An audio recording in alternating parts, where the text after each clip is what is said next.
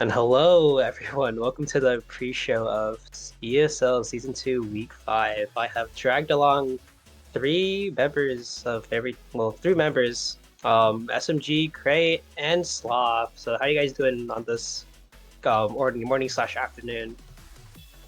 Beautiful. Glad to be back. Happy to be here, yeah.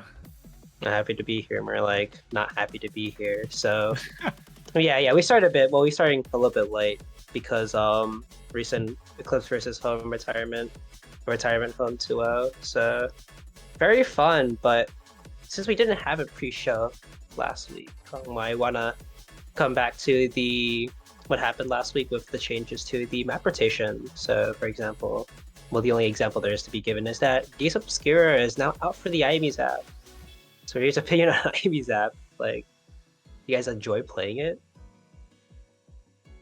Well, like the map of Amy? Yeah, the map.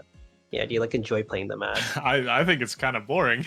it's very one-dimensional in the way that you should be drafting around it, and I don't really like game plans revolving around going for edge KOs and also known as like cringe kills, I guess. I'm not really a fan of maps like that, and Amy's app I feel like it's just a really good example of maps like those. So not really too ecstatic about it, but gotta have all the maps in at one point, I guess.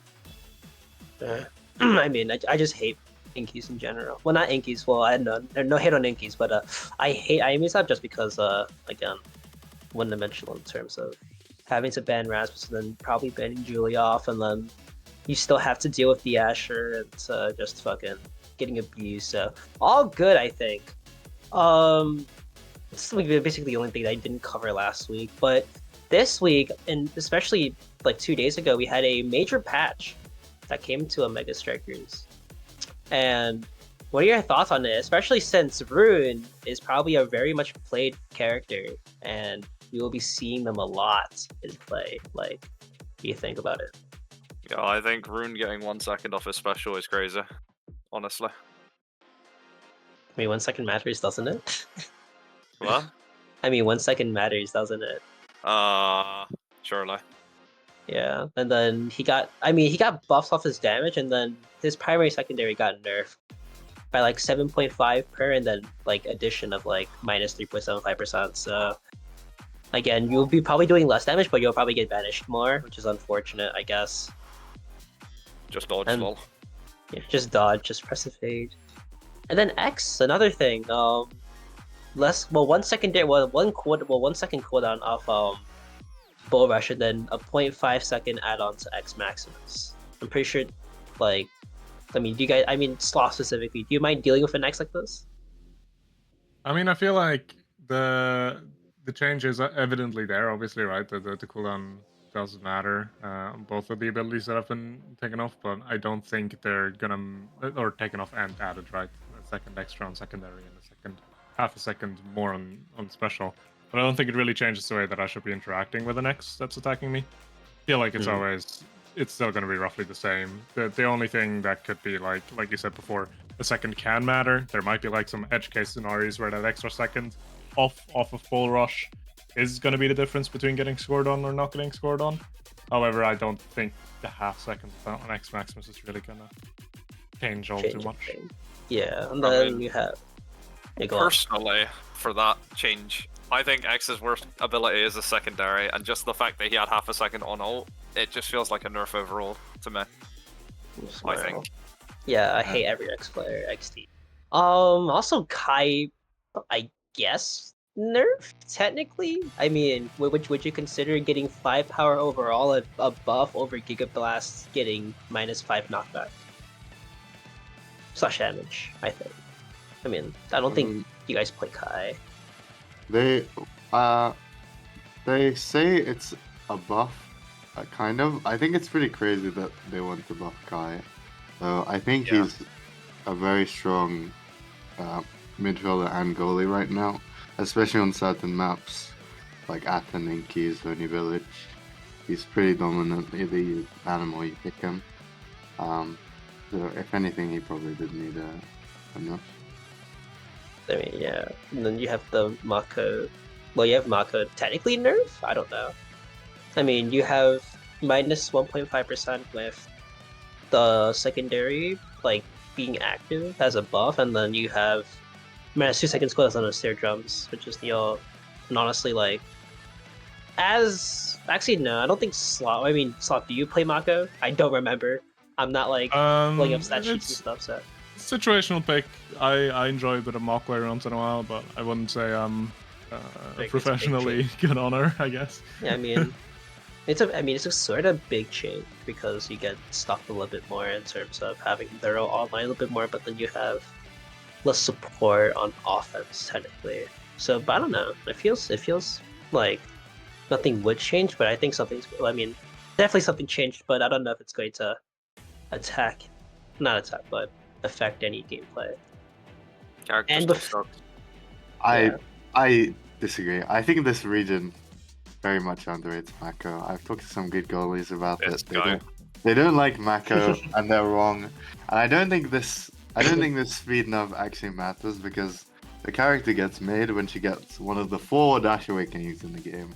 I don't think it's too impactful. It's just her secondary just becomes so broken for speed if she gets 1 dash awakening, and there's so many of them. Yeah. Okay. So with that, we're going to be heading on to our predictions. We have Tripod Fish and 3 Germans as our first match. I sound so dead right now, my bad. But 3 Germans versus Tripod Fish. Do you guys have any thoughts about it? According to, I mean, I didn't say this earlier when I said I was going to, but if we pull up our percentage for playoffs, we have TNCT in the lead, Fierce Fury in second, Retirement Home in third, but then Tripod, Flames, and Fridge about even, I'd say. Not really. They're at like under 50%, so I'd say whatever it is.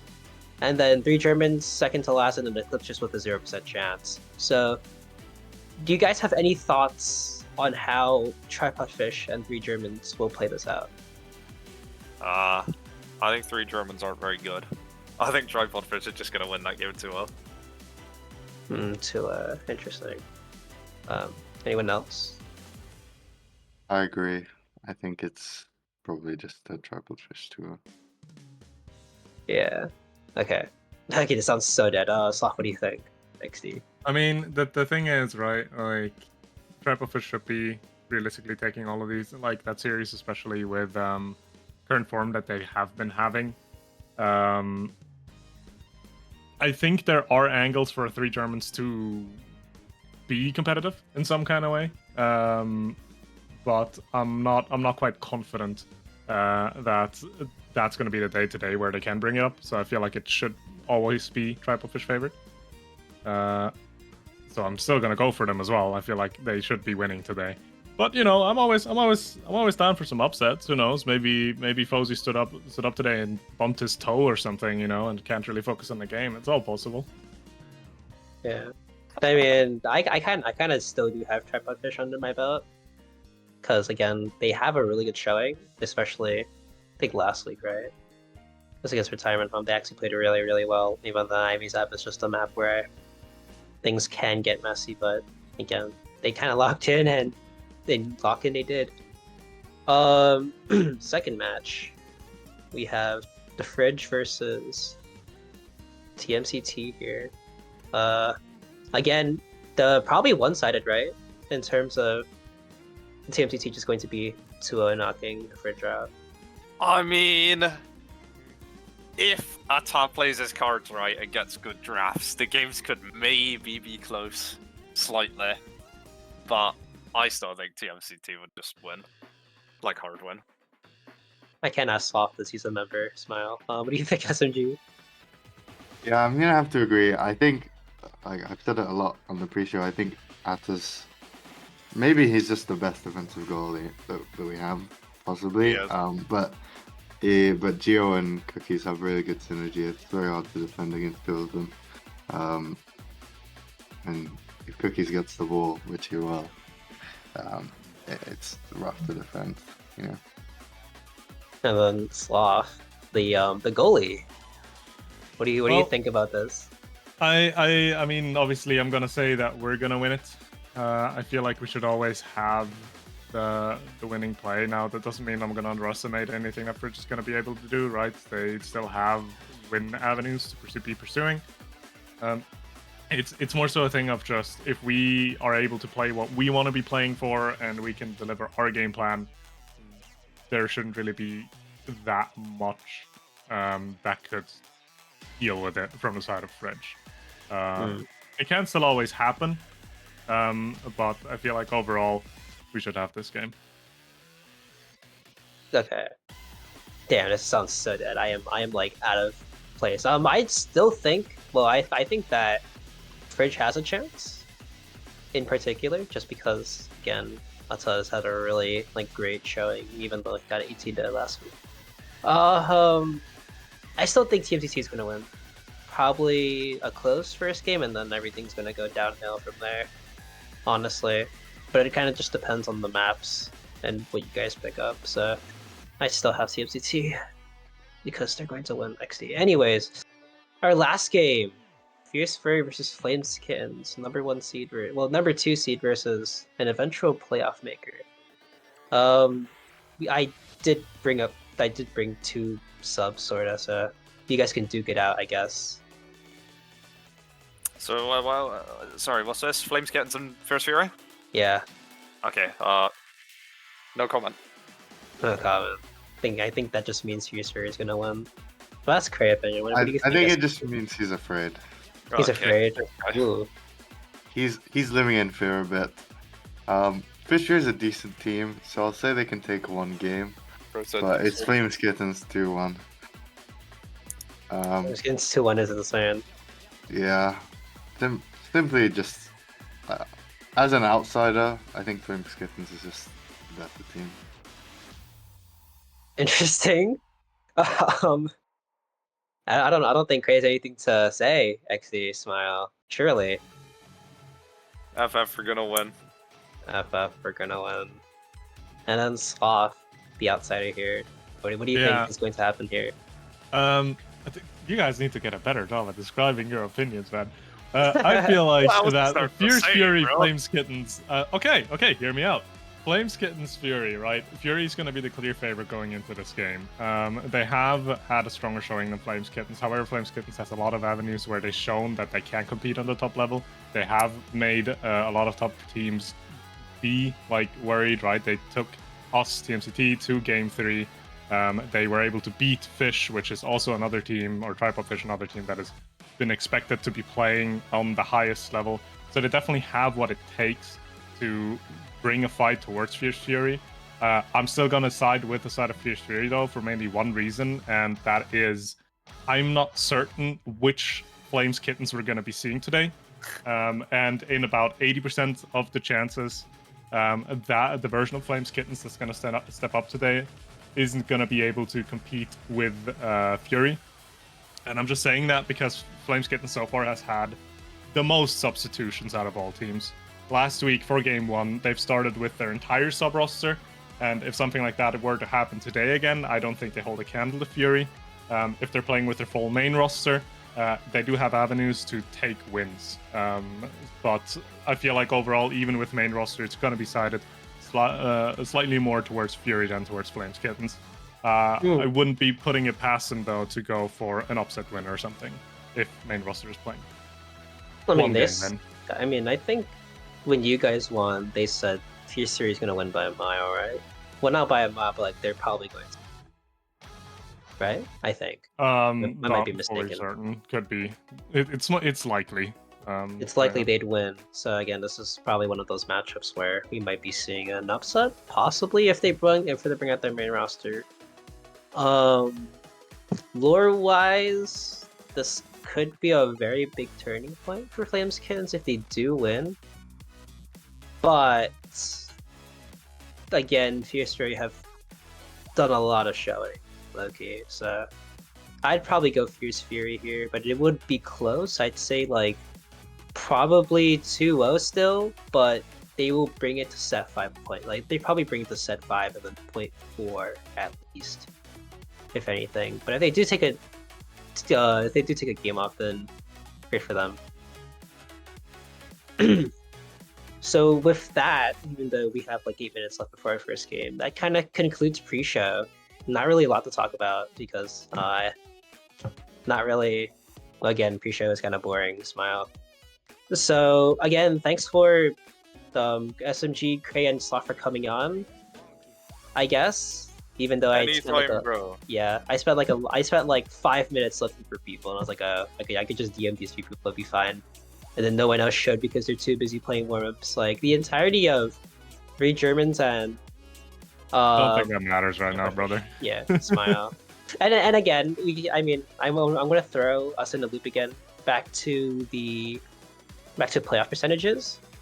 I want to talk about this for like a quick bit, but right now, Tripod Fish, Flameskins, and the Fridge are all like sort of in like a blocking spot for the most part because, again, I think the Tripod Fish is currently on top. They're poised to take the 4th place spot because they basically have a 1-up versus everyone else. But the Fridge with like I think a 53% chance of heading into a tiebreaker with someone is very possible. So what are your thoughts on this? How do you think this will play out? Who's going to be taking that 4th spot? I mean, I feel like overall, looking at this, right, this is like the statistical representation of everything that's possible, right? So this is including like every single game result out of every single possible scenario. So some of these percentages might be looking a little bit more fake than others. The only certain things that you can take away for certain already is Eclipse doesn't have a mathematical chance anymore. Keep in mind these numbers also hold today's game's result in already, which is why Retirement Home is above Tripod Fish, Flames, Kittens, and the Fridge. Because for this graphic, Retirement Home is already sitting at a 3-2 score as opposed to the 2-2s that the other 3 teams hold. Yeah. I do feel like what he said is pretty valid, right? It's going to come down between those 3 teams who's going to be going for that 4th spot, but whoever of these 3 teams wins today are going to put their percentages pretty close to that Retirement Home area as well. I think, from my opinion, if I'm looking at this, I think TMC Team Fury would have to have an absolute terrible performance for the rest of the season to not be in those playoffs. And then it's going to come down to the head-to-heads between the remaining 4 teams of Retirement Home, Tripod Fish, Flames, Kittens, and Fridge. 3 Germans. Statistical chance. Personally, I don't see it anymore. Yeah, I think if I go back to looking with Retirement Home lost the Fish. So even though they're 3-2 right now with Fish, if your predictions go right, it turns out that Fish will be 3 Germans, then I think that the head-to-head in terms of like them having a chance would probably drastically improve just because they'll be taking the 3rd spot, because if they have a better season than everyone, because they still have to play Fury and they have to play Fury and Fridge left. And I'm probably gonna this sounds so wrong, but if anything, they're going to lose to Fury and then they'll maybe beat Fridge, but we'll probably see when that turns up. But since they already have a head-to-head against the Retirement Home, then it kind of looks like they're poised to just take it into 3rd place if they manage to win out the rest of the season. Because Home still has to play through TMCT and Flameskins. So they might be in a little bit of a pickle in terms of having to win against you guys. Well, not you guys, but TMCT. But if anything, Tripod Fish may take that 3rd spot because they have a head-to-head against the Retirement Home, and the Retirement Home has to settle a 4th place. Then everyone else is knocked out.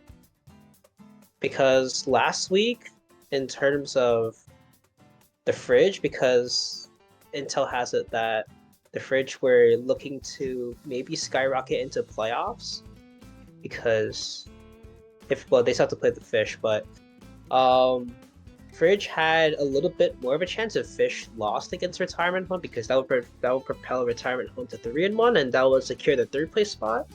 While again, Fish drops to 1-3, and they barely have a chance to make it.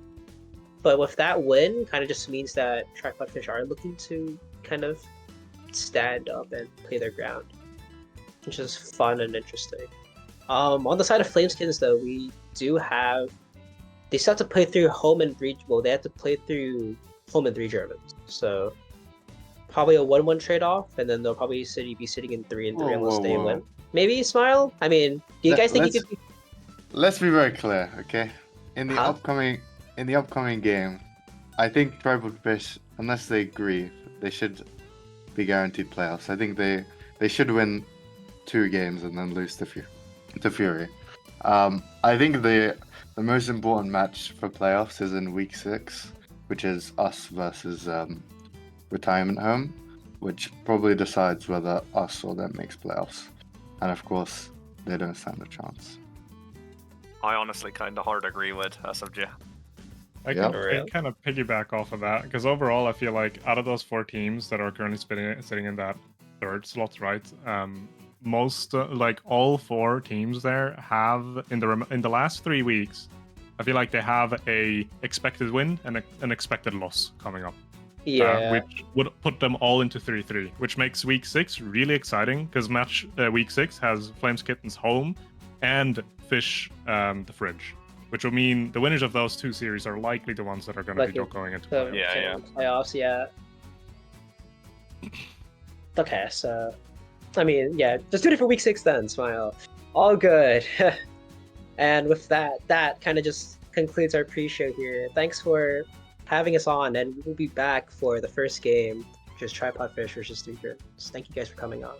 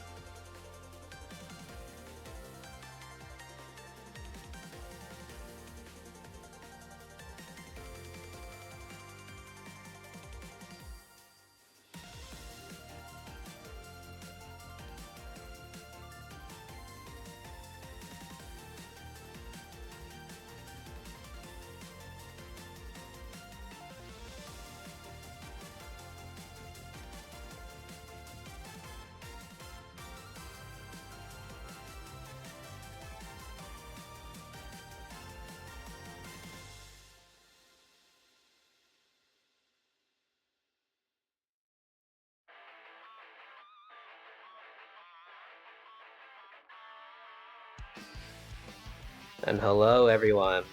Welcome back to EUSL Season 2, Week 5, as our first game comes on with Tripod Fish and 3 Germans.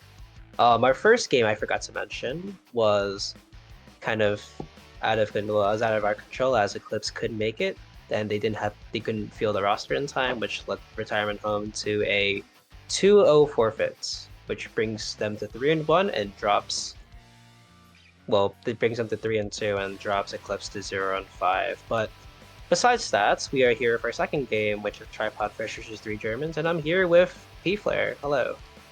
Hey, I hope everybody is doing good. I hope everybody's staying warm.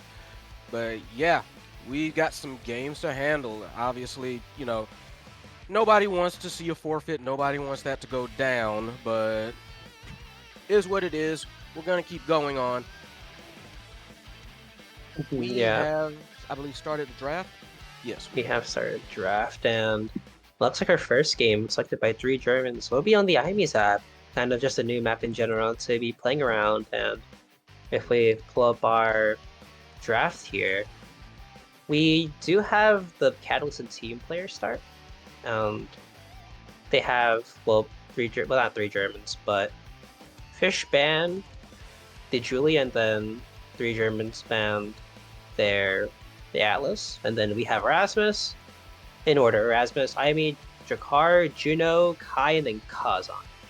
Kazan's going to be probably likely playing the goalie role because team player is obviously great, and then Rasmus as a crazy character in Timeys. I'm surprised no one banned it.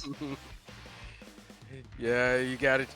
It's one of those things. This kind of map is all about the blood. Let's be real about it. It's infamous. It's the home of like those cheeky kills. It's the home of just popping everyone.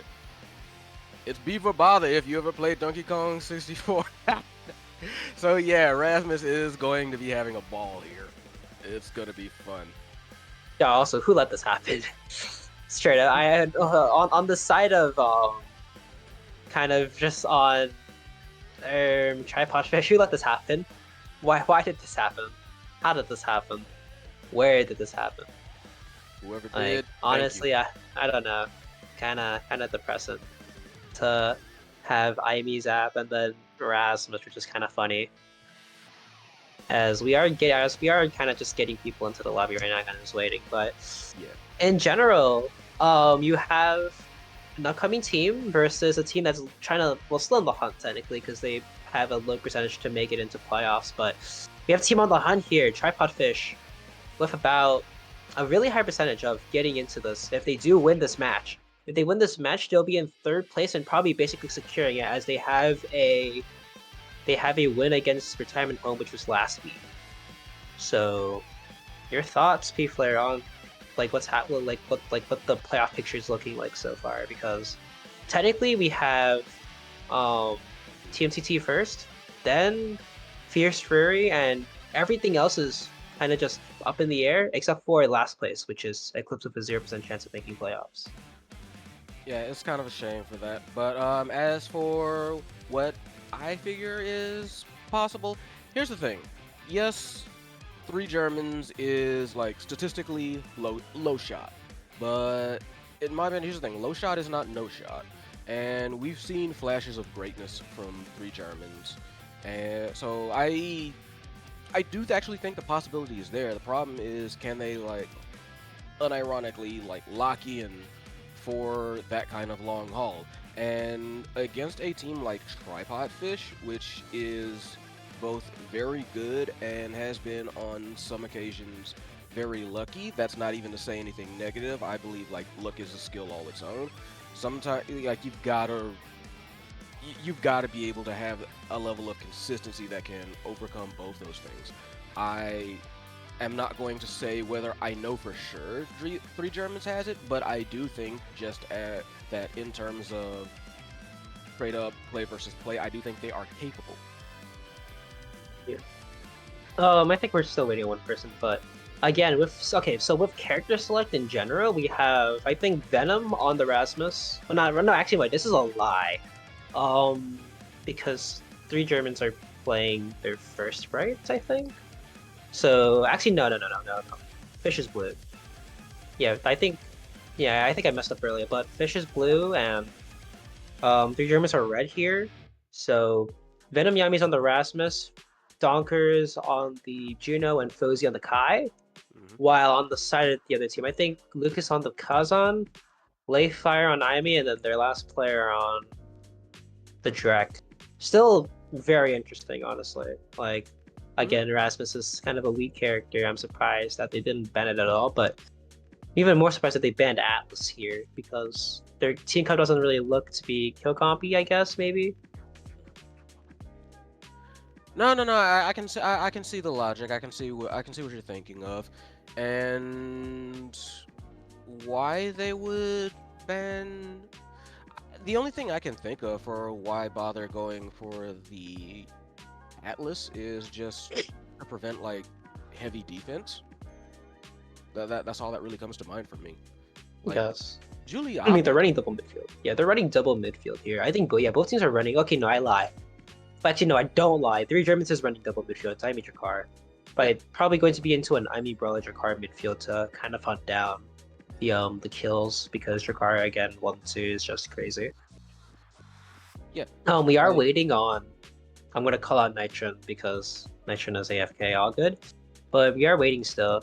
So and everybody he is here. I think we're gonna be starting now. Honestly, it'd probably be a very fast matchup into this. Again, it's Fuzzy, Donkers, and Venom versus Lucas, Lightfire, and Nitron as our first game on Imi's app. Our map picks, if I recall, I think. Actually, no, I don't remember actually. But I know Imi's app is our first game, which is very sad. Yeah. The second one is Atlas Lab, and the last but certainly not least is Clarion Test Chamber. It's fun and more fun XD. Atlas Lab, interesting though. I'm surprised no Taiko Temple game, and I'm surprised no Oni Village game as well because again those two maps are very relevant and like EUSL because Taiko Temple again very chosen map.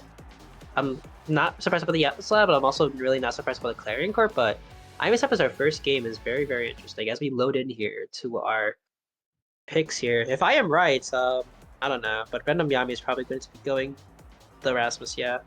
Yep. Then Lucas on. Okay, I'm actually surprised what 3 Germans is cooking. Seeing what's going on here. Yeah. I'm definitely very interested in it. If it wasn't made obvious by now, I want blood. I've always wanted blood. I've made no secret of it. I love the knockout game. I love brawlers ruling the roost. It's exciting. So let's see what they can bring to the table. Yeah, and funny thing is that our streamer has a little bit of trouble, but all good. Nitron on the Kazan, Layfire on the Imi, and Lucas on the Jakar here. I suppose he's on the Kai, Donkers on the Juno, and also Venom on the Rasmus here. As things got off to a really great start as 3 Germans are pressuring the barrier here. Yeah, very quick offense for 3 Germans. It was Tripod Fish just barely managed to get that out, and that kind of pressure is something they're going to need to like do all day if they're going to take this. Because at the very beginning we saw Nitron right now, Nitron very low. Nitron's already been getting hit, so something they're gonna have to watch out for. And quick thing to know is that no one is at level 2 yet except for well, not really everyone's at level 2 yet. The Venom Yami just hitting level 2 right now recently, but Venom Yami whipped a flip almost, and Fuzzy whipped a flip as well, pressuring and Lucas getting knocked off the map means that there's a power play on the side of Tripod Fish. And they're looking to get the double kill as Venom finds another great kill as the passing play goes on and sends it right into the top side as Nitron's unable to defend it. Great double kill by Venom as they score their first points. Yes, that is what we are looking for. Good stuff for Tripod Fish.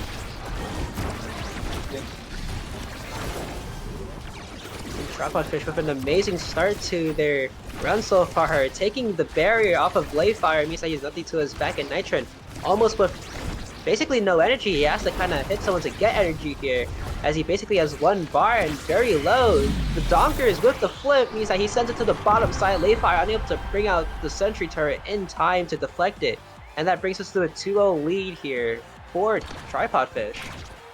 Yeah, very solid, very quick. 2 points. Not the start 3 Germans wanted, but they're not out of it yet. They still got to they've got to find a way to fight back very fast though, because otherwise this is going to turn into a snowball very quick. Oh, and there it goes. It's that 1-7. Okay. And they need to turn it around kind of quickly here. Kind of Donkers getting that passing play into Venom, and Venom with their secondary means that they kind of strike for out the Ivy here. As you know, the first pick here will rack up, I think, the 1-2 punch to take it away from the Dragar, who's running Pommelers and Catalyst. Yep, definitely called that one. Has to take built different anyway. Not horrible, but definitely not your first pick. So Kai, I'm surprised didn't just immediately pop the Chrono Boost. Goes for Spark of Focus. I mean, that's understandable, but I must admit a little bit of surprise. I mean, Spark of Focus just means that they will start the Spark. And starting a Spark on any level, if you don't really have a great choice, is kind of fun, as Fozy gets the kill on Layfire. Layfire unfortunately pushing up a little bit too close, means that he will be losing his life, and there will be nothing to the back on the side of the 3 Germans, as everything is falling apart for them, as they desperately try to cling onto this point here. But Venom, with a lot of pressure, and Fozy Donkers aiding him to the side, means that 3 Germans has to fight back here. Venom will almost want to flip, and Lucas almost will flip too, but he's a little bit low. Gets the kill on Venom, getting the kill on Nitro, means that, again, another power play on the side of Tripod Fish, and Venom with flip. We'll try to be sending it into the net here. Layfire popping the sentry turret means that we saw a little bit longer, but it's not really looking that good here. No, they have been trying. They have been desperately fighting against this goal. Has 3 Germans, but they did manage to make it out. They have made a couple of plays on the barrier, but it's not enough. Not yet. Like, it seems like Tripod Fish found their groove very early, and they have just been already running away with it. They knew what the game plan is. They said, okay, we lock in right now. We lock in from word go, and they've just kept this train rolling. And locking from the word go, as Venom finds another kill onto Nitron. Well, onto Nitron here. Again, very desperate to get something done, as Layfire with a great save means that the barrier will stay on for a little bit longer. Venom popping his flip, unfortunately, will be deflected by Layfire, and Venom looking a little bit low, will be starting to get hunted down here. Has to burn the evade in order to stay alive for a little bit longer. Gets the barrier too, but I think this means that he will die soon. But Lucas, unfortunately, not being able to find the kill means that he will also burn his foot in the process, and this is looking, again, very one-sided, as Venom Yummy has to step back to take the orb. But Lucas looking a little bit low himself means that he will potentially be looking off the map, as he will almost be getting KO'd. And again, looking very slim, as Venom finds a KO on Lucas, means that nothing will be getting past this defense and offense in general, as they're putting into the work into the game here. They have been, oh god, and with the Venom Yummy with the hook for the goal and the KO. God. This has been what I wanted, really. I'm gonna be honest. This has just been all KOs, this has just been a slaughterhouse of a game, and this is kind of what I wanted. I was kind of hoping it would be a bit of a slaughterhouse on both sides, but hey, Tripod Fish says, hey, we got all the blood you want. Another goal. Tripod Fish coming out and saying, we stand on top. We will not be letting you take this point and set here, as they take it up 2 sets. Venom being the MVP of that set means that he will have a lot of take here as Unstoppable comes up. If anyone takes this, it might be a game changer, as Venom is unable to kind of hook you off the map instantly here, but we'll be seeing what they take. And Venom opts for the missile prop, opting for longer range, as Aimi opts for the Deadeye. And Kai going the Unstoppable means that there is basically no hope, and they have to play this really carefully if they want to have a chance. I can definitely understand why Ami went for the Deadeye. I think I would have, I agree with you entirely. I would have taken the Unstoppable just to have it for our team, you know what I'm saying? So kind of surprised a little bit that they were willing to risk letting it go, but at this rate, it's kind of it's bleak. Looking real bleak, as Lucas is kind of brought down to low stagger here, trying to regen it all, and is doing his best to try to do it. He has this hot shot up, which is kind of a deny from Juno, but still really something to take here as Lucas being pressured here, gets staggered and off the map with a great hook by Venom. Means that the barrier falls, and again, Tripod Fish are showing that they are the boss. Another clip comes out, gets the kill, and gets the score as well. Venom doing everything and scoring as well. Oh, this got out of hand from point 2 of this game, like point 2 period, not just point 2 like set. Like it's been all Tripod all day, and it's not looking a whole lot better. Oh, hey, they do get a barrier though. I think that's their first barrier. Yeah, I know that is their first barrier, isn't it? I think it is, but it doesn't really matter if it's their first barrier if they're unable to capitalize. Nitron almost looking to have a flip up, does get his flip up. Lucas pressuring the barrier here, does burn the flip, but Cozy with an untimed strike means that Nitron, even though burning his flip, will get the first goal for his team. And this might be looking like a comeback, but we kind of have to see if they can rebound from this 2-0 deficit. Hey, no perfect, moral victory. So hey, let's see if they can do anything more. If that's gonna be their one, you know, they're saying like everybody gets one. Was that their one?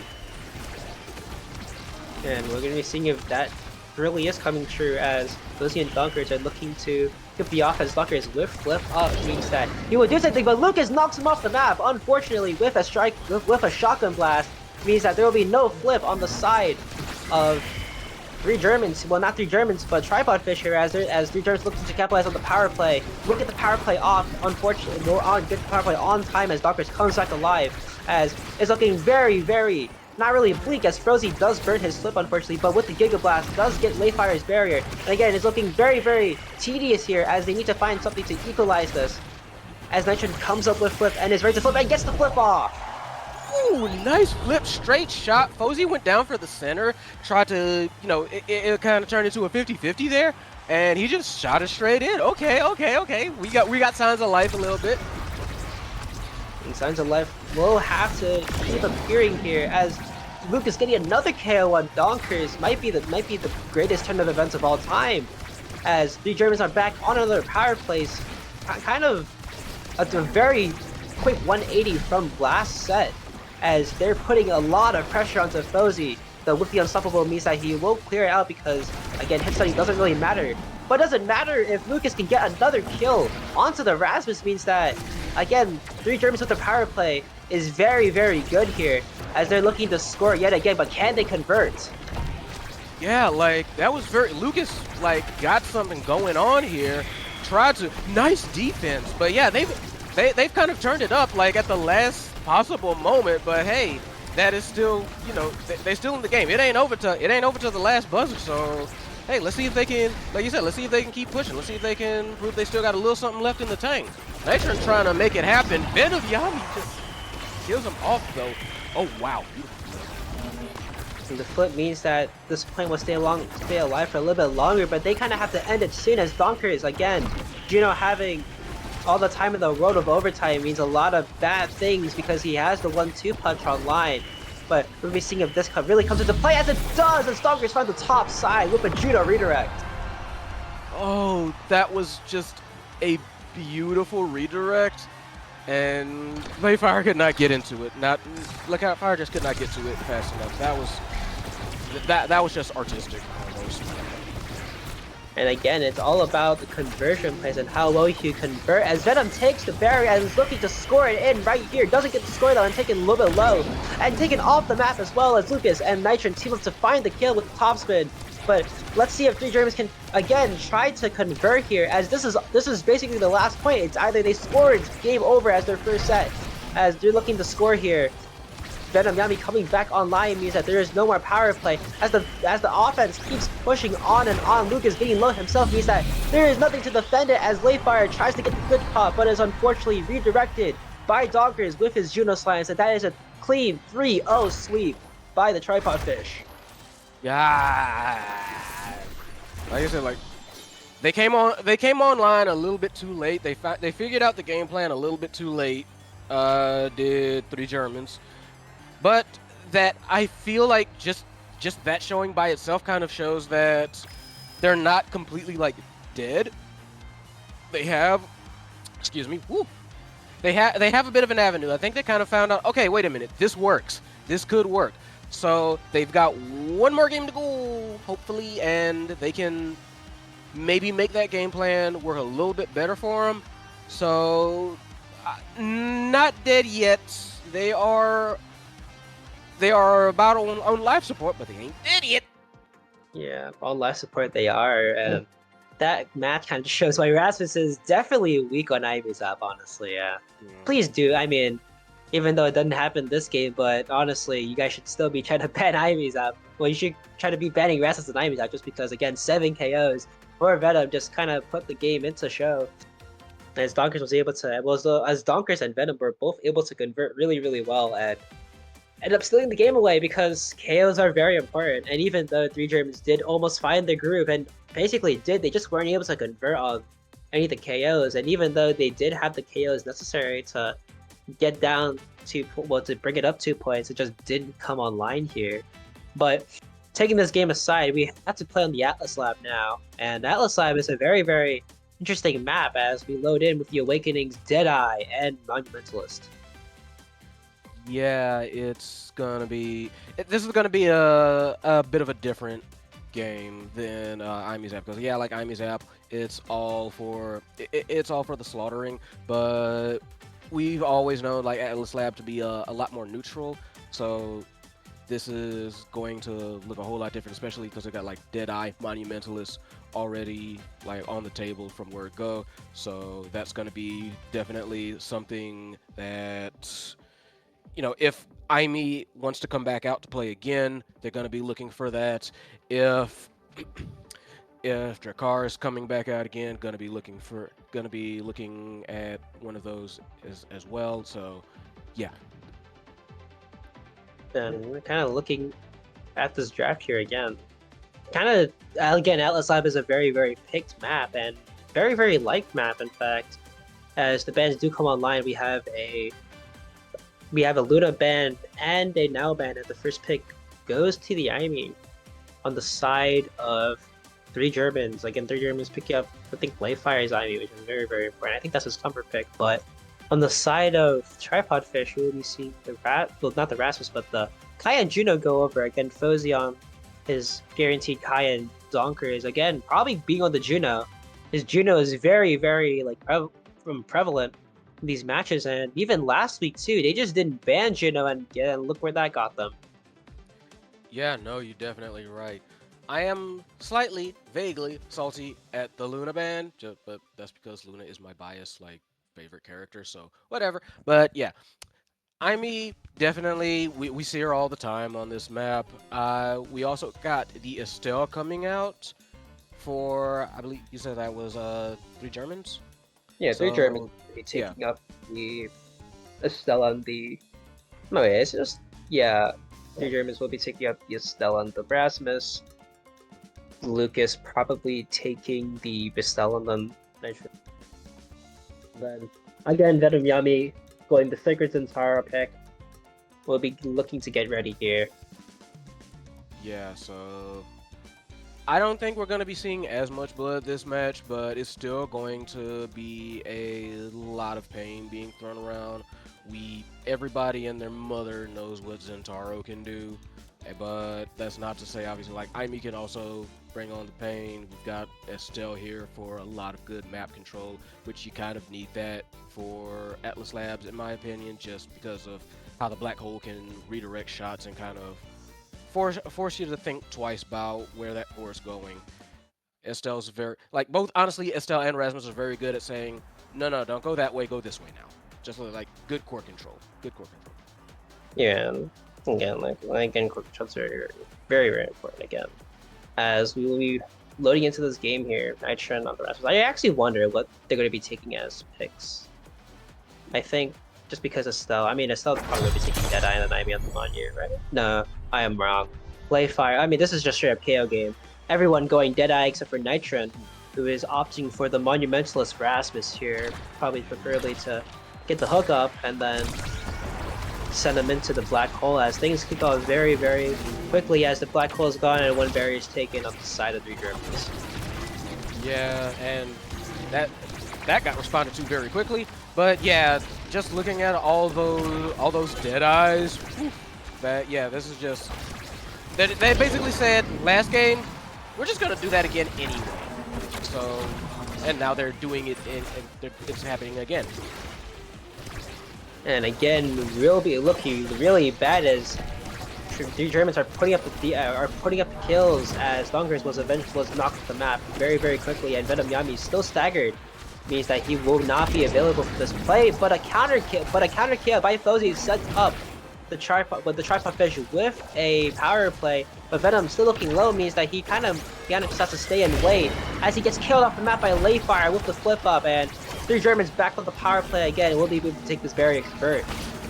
Yeah, they really do need to, like we were saying earlier, being able to convert on like these power plays, on like these offensive pushes was their weakness, and just KOs just being traded back and forth, and I loved it. And the double KO, and the KO by Venom means that, again, Tripod Fish are on the plates, but I saw a lot of damage coming out of that first point. It means that if we see more damage, then it'll be probably good. It'll probably be a good thing. Oh yeah, very much so. Like, this is already looking a lot more even, a lot more manageable by 3 Germans than last game was. So it's definitely going to be a lot more back and forth, and Tripod Fish can't sleepwalk their way through this one. I think that has already been proven within this first point. They're like, okay, the Germans kind of got an idea of what they want to do, so they're going to be pressed a lot more. But 3 Germans have to find the second barrier in order to prove that they're in the game still, as Venom Yami almost gets the goal if he didn't miss his already dash. But again, looking really low himself means that the Germans might be back on the power play as Buckers is forced to take up the 4th position as Venom Yami backs up for the orb as Fozy is trying to keep it in the game here as pressure comes onto the side of 3 Germans. But they weren't able to take the barrier. The Layfire whip up the Dunkers flip means that something might happen as Layfire is forced to burn the sentry turret here. As 3 Germans, all with flip, might be looking for something, burns the flip actually to evade the Giga Blast, but it might not even matter as Lucas is basically down to no health, as Venture's also forced to burn the flip, also finds no value in it, as this is looking very, very grim yet again, as Bunker still has his flip up, decides to burn the flip here. Layfire retaliating with a flip of his own means the barrier is safe for the goal is safe for a little bit longer, but Lucas still with no health means that he is unable to help Nitron get the barrier, as 3 Germans have to find something to get this over with, as Venom is staggered. Yeah, it's just been a lot of back and forth, and yeah, that's good to say that, hey, we can hang with you, but you can't. But this ain't about hanging with people. This is about making sure you can converting the goals, and that's gonna help. Like, getting these knockouts, 1-2, like just a quick 1-2 classic shot for the goal. Very nice by Nitron, Lucas. They've already proven that. Okay, yeah, we're still in it. Tied it up 1-1. That was a long one. That was a long point, but they can't keep going that long though. That's the problem. Because the longer they go, and the more 3 Germans have to kind of like pull out all the stops in order to stop the Tripod Fish assault. Because that's gonna happen right there. Like, Venom Yami is getting hit. Venom Yami's been getting hit a lot, but that's not going to help if they stay on offense all this time. That's not gonna that's not gonna help them as much as they want it to. As Venom Yami is, well, not Venom Yami, but Donkey's going to second point there means it's about even again, and obviously, again, as Peter said, you can't really stay this long if damage is going to be constantly keep being dumped out on you, as Nitron is taken very, very low and almost staggered, almost even killed here. But a flip burn by Fozy means nothing as the first barrier falls on the side, before the side of 3 Germans here, as they're looking to convert yet again. But an unfortunate Rose War by Lucas means that the first barrier of the 3 Germans will be taken. And honestly, again, very, very close game. Very, very close if they're able to find the KOs, as Venom Yami finds another KO onto Nitron, as it's back to only having 2 Germans on the board. Yeah, that's a bit rough, but this one a bit easier to deal with. Beautiful, like, flip and piercing shot to get the barrier. But again, we've been parroting, we've been saying this all game. Conversions. They need to convert on these kind of offensive openings, and Three Germans hasn't quite been able to do that. Like, Tripod Fish has just been much more consistent, and that's been the name of the game, especially with being able to make these like kills and KOs mean something. The one time Three Germans managed it, they got a point. But now it's all been like Tripod Fish. As Tripod Fish scored a 3rd point of the set here. Venom with an excellent pass off to Donkers, making Layfire guess wrong with the bottom side. As Fozy takes the MVP here. And again, there are only really 2 awakenings you could take with Stagger. Well, basically 3, but I don't really count Big Fish because Big Fish is only giving you 175 Stagger, and that's really not enough. But you basically have either Sparks or you have the other option, which is basically taking up your peak performance, which is recently announced into the patch. And again, it's looking very, very dire as nothing comes up on the side of Stagger. It means that there will be more KOs happening as Rasmus does pick up the knife's edge. It means that he's able to kill from a lot farther and he's able to gain a lot more speed if he's able to send him across the edge. But can't get the edge, but comes at a really big cost, really, as he has to maintain the amount of stuff he has to go through as they take up 2 barriers, which is a good thing. Yeah, at this point, just like, again, with how the Awakenings just fell, I think at this point the only real, like, game plan that Three Germans has is just blasting and blasting and blasting and hope something falls. Whether it be, like, the barriers, the goals, the players, they just gotta start slugging, because otherwise what just happened is going to keep happening. Like, Tripod Fish is just going to like take control and just make these conversions work. Slugging they must, as Venom Yami taken low, but does pick up the aura, means that he will be staying alive for a little bit longer. If I do say so myself, as he's taking to Stagger yet again, but almost with flip. Does have the flip and does strike it in. Again, just having that size really matters because you're able to keep court control for a lot longer and to be able to win all those strike wars. And taking size is a very, very good thing, especially if you're getting killed off the map like that, because you're kind of just saving the grace of your opponents. Not your opponents, but your team being able to convert off of your kill because they'll be dumping all those abilities on you, as Lucas headstuns Fozy for the first barrier here. And looking for a second one, but on the offense, we're looking at Donkers and Fozy being able to pressure that bottom barrier and Venom being able to back it up from behind, clearing out the out clear. Yeah, like, they're a lot more aggressive now, Three Germans. Flip, beautiful, like, Nitron right there to catch the attempted save. Good point for them. They need to keep doing this. Like, they just need to keep pounding at him and pounding at him. Like, because Tripod Fish at this point, they're just going to do the same to them. It's who falls first now. It's just who falls first, and they just got to prove that it's not going to be them. And we're going to be seeing who falls first, as Lucas and Venom are in a kind of just who dies first KO war here. As Lucas does pick up and Venom also picks up the Stagger with the orb, means that they will still be alive for the time being. But Nitron looking low himself and getting dangerously low as Lucas, as well as Donkers has his flip up, 90% to go for the KO. As deflected by Nitron, and Layfire pops his own flip in order to ensure the clear. And Nitron getting the great pendulum swing means that back on the side of Three Germans is the core, as a KO comes out as Lucas is able to hit stun Fozy. And it's 2 up again. There we go. That's what we need. That's what Three Germans need. That's what they need to do. They just keep pouring it on. Keep pouring it on. I know I'm sounding like a broken record, but if it works, it works. That's another one. Keep punching. Keep hitting. Just at this point, keep swinging. Okay, barriers down. All right. Keep swinging. Get those barriers in exchange. Force them on the defense. Force them to just worry. Force them to worry about their own hides. And if it's not broken, why fix it? As Venom Yami with the ult and Fozy being able to ult as well means that Donkers gets a free pass. And again, Three Germans are getting caught unlucky with these plays, and even though both barriers did fall, it was very unfortunate that Layfire wasn't able to save all those, because again both barriers fell and it was kind of just game over, as Fozy again picks up his second MVP of the game and is able to pick up the rapid fire. And Imi and Estelle going Stagger Swagger to Super Surge, being able to get more damage and become the third forward and also not die. Yeah, most definitely. Definitely like need some stagger. Probably a little bit more swagger too, if I'm being real about it.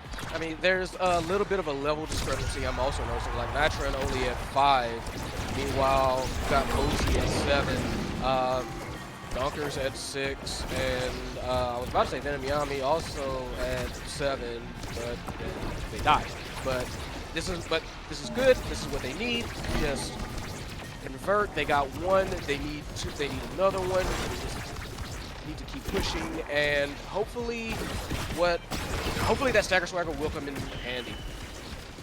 The Swagger is coming in handy right now as he's basically not dying anymore, as he's kind of just on the map, just being able to stay alive. But he needs to stay alive for the most part in order to get these power plays going on the side of their Germans, because 2 Germans might not be enough to beat out Fish. As Donkers again soloing the entirety, throwing them in a spin and getting them lost in the sauce as the Juno Slime redirects it past Layfire, and Layfire being unable to time his glitch pop in time means again Tripod Fish again outsmarting the Germans yet again. Yeah, that was just a very very slick pass in between all of them, and they need to like shake that like now. They almost had something with that first offense, and it didn't quite work. Weird Death Touch almost actually worked against them, preventing them from getting that barrier. Crazy pop, but it does help. They get one barrier. Everything's tied up now. They need to kind of like make sure that second barrier does not fall. That'll help. Let's keep going. Power play. Good stuff. Convert for the love of the core. Please. There we go. Good. Now finish it off. Not like... Okay. But the conversion doesn't really work here as, again, Lucas with 9 levels will, and with the Stagger Swagger active means that he will be having a lot of speed into this. We'll see if he can convert using it, as they really desperately need it, as Lucas is about to die, but a great redirect by Donkers catches Layfire off guard as he's unable to catch it on time, and Trapper Fish up again 2-0 in sets and 2-0 in points. This is their last chance for 3 Germans to prove that they deserve to be in this playoff spot, because if they don't, they will be knocked out of playoff contention here, basically. And again, looking not really well as Venom Yami gets the goal, gets both barriers, and also is ready to get the save, as the self-pass by Donkers doesn't go really that well, but Lucas again has to get something done. They have to get everything done here, as Venom with the Unstoppable looking to get something done, as Donkers gets the thing, gets the ball of redirect and shoves it right in past Slayfire, who gets hit stun.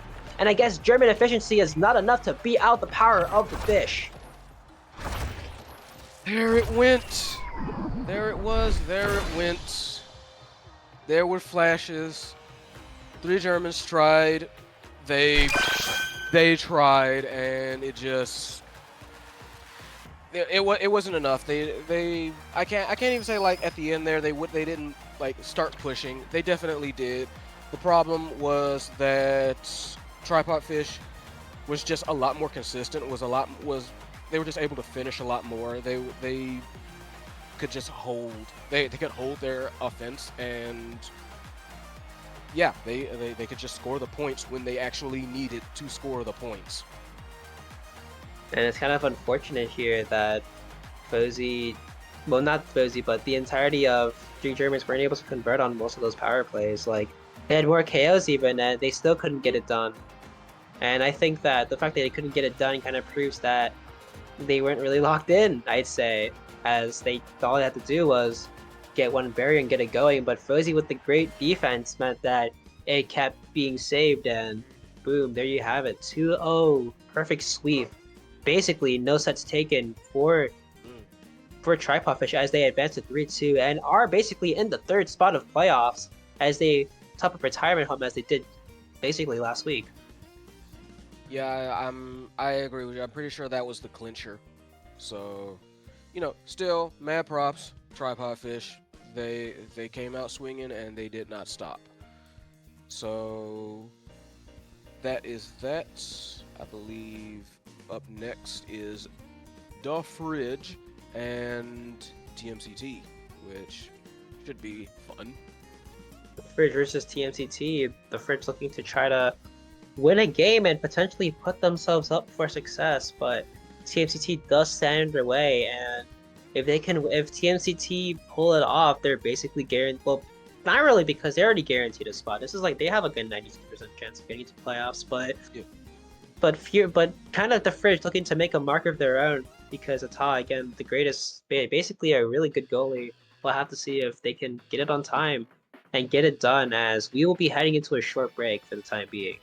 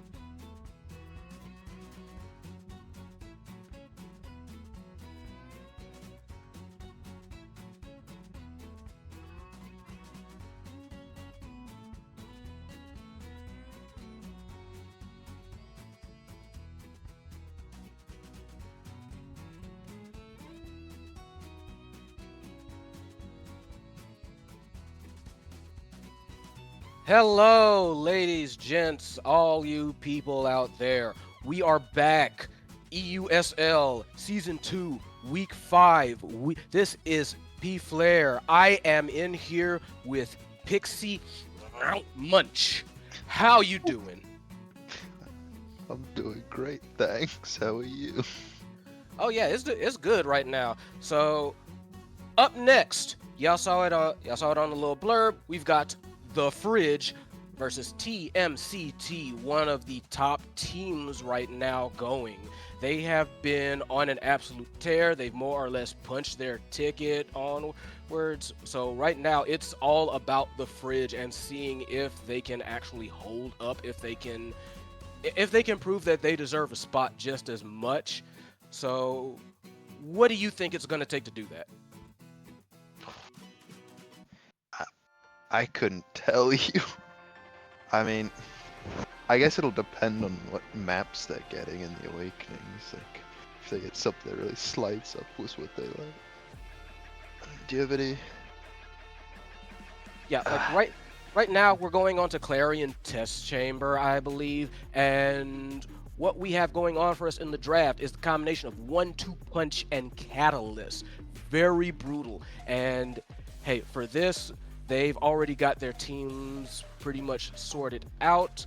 For the bans, what we have going on for us right now is TMCT. I believe they're banning out the Juno, the Fridge, said no to the Zentaro. Honestly, very understandable on this case.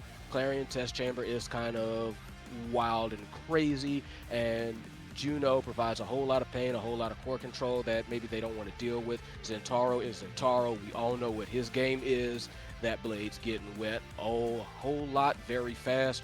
But for TMCT, we have Estelle, we have Atlas, and we have this dude whose name I call him Kazan. Umbrella Dude. Kazan. I knew Mary it was a Z in there Poppins. somewhere. Mary Poppins, y'all. But yeah. So the Fridge, we have Julie, we have Finny, which is honestly nice. And last but not least, certainly not least, we have Rune. So we've got a lot of like core control. We've got a lot of damage on the table. Pixie, I mean, what are you looking at for like standouts? Well, there's Catalyst in there, so that's gonna be real scary for anyone trying to defend. There's just gonna be a lot more core flips than normal. But also 1-2 on like Kazan and Julie just sounds like it's gonna be painful to deal with. I wonder if any of the new buffs and nerfs are gonna have a major impact though. New buffs and nerfs, you say? Yeah. All right then. Do me a favor. Keep talking a little bit and explain a little bit about what you think are the bigger ones to look out for in terms of like buffs and nerfs. Because like we all know what the older game plan was, but how is that going to be mixed up while we wait for the last person to get in here? Well, according to some people, Rune has the hardest skill shot, so that got buffed. He's gonna be doing more damage now, which I don't know if he'll take 1-2 for that, but if we see that, there's gonna be a lot of painful combos potentially. And then I'm pretty sure Julie got cooldown nerfed as well. So yeah, she got a 0.5 second fiery fist cooldown nerf. So I don't think that'll be all that impactful, but it might be slightly annoying. I don't think it'll affect generally the overall gameplay other than, you know, obscure a pillar 1-2 combo. But that said, I'm expecting to see a lot of damage. Finiamp and 1-2 is gonna be painful. Yeah, I can definitely see that. So right now we have everybody in here. So for the Fridge, we have Ata, one of the best goalies out there, hide in goal as well. And I believe substituting in for Immaculator, Zeus Zet. I haven't seen this player around, not yet anyway, not from me. Meanwhile, for TMCT, we've got the trio. We've got Sloth. We've got Giovanni. We've got Cookies. We know what they can do. They are brutal. They are accurate. They are skilled. They are coordinated. So now the question is, do you know of particularly like Zeoset? I don't know anything about this. I don't know anything about this cat. You got any info on him? I have the same info as a boat with a faulty sonar in that I've heard the name a fair bit. I think I've seen him a fair bit, but I haven't heard anything like, oh god, they locked this striker. It's so over for us. But I imagine if they're gonna put up a pretty decent performance, if you know. You're All right. gonna. Yeah, we're gonna find out. Like nothing unexpected on TMCT side. We got Sloth on the Atlas, and we got Cookies. We got Cookies and Giovanni on they people. We know what, like I said, we know what we can do. We got that Estelle waiting. We got that, like I said, got that Kazan going on. So hide and goal with the Finny. We've seen that going on. So for kickoff here, we've already got bounce house action. Honestly, so that's gonna be wild. Am I right? Yeah, I mean, just like the barriers, the Octavia bouncing on playing court is just such a mess sometimes to follow. But I mean, they seem to be doing a pretty good job of following it at the moment. Yeah, right now you can see TMCT already on the hunt, already with Giovanni. Some nice juggling. Beautiful, like, rose warp cookies spread, just like a beautiful 1-2 combination. Ata couldn't quite parse that one. That was just one of those situations that was very, very hard to like get past, get avoidable. And if TMCT is going to keep doing that all game, it's going to be a bit of a rough road for the Fridge. But early days yet. Yeah, I mean, we could see some like insane awakenings come up that could really change the dynamic of that. Yeah, for sure. So, but right now you can already see like the Fridge trying to shake back a little bit. We've got traded barriers on both sides.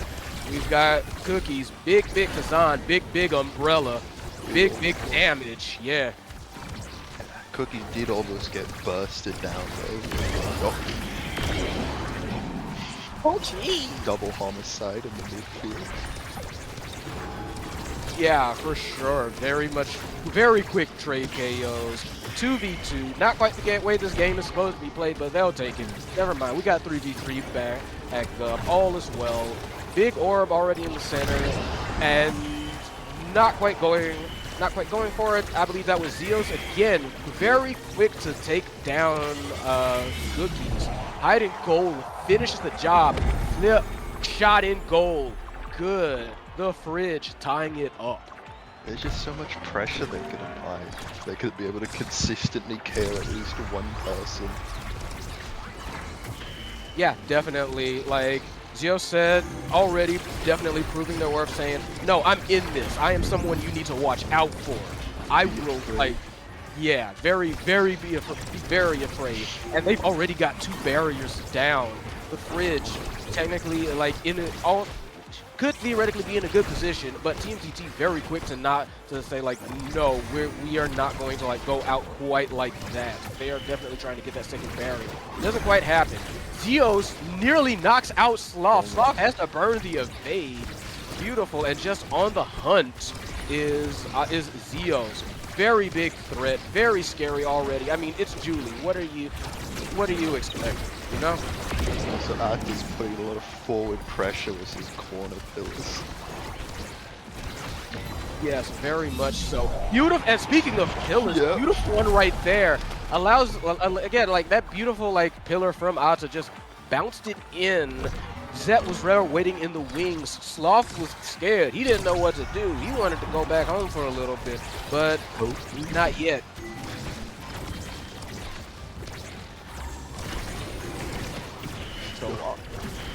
It's just a mosh pit on top of the last barrier. Yeah, it's already been very wild, very crazy. again, I keep saying that like Zeoset, hiding goals, doing a pretty good job at basically freeing up the core, getting it forward, making sure it's in position for Zeoset, with Ata providing some great support, but Hyde very, very low, has to retreat for the moment. Cookies tried to confirm the kill, didn't quite get it, but they did get a barrier, yeah. He's also hanging on for dear life now, Cookies. Yeah, definitely. They paid him back in spades for that little attended assault, and now beautiful. Almost sneaks the core by, but Ata with a pillar and a banish. Quick to say, nah. It was a beautiful save.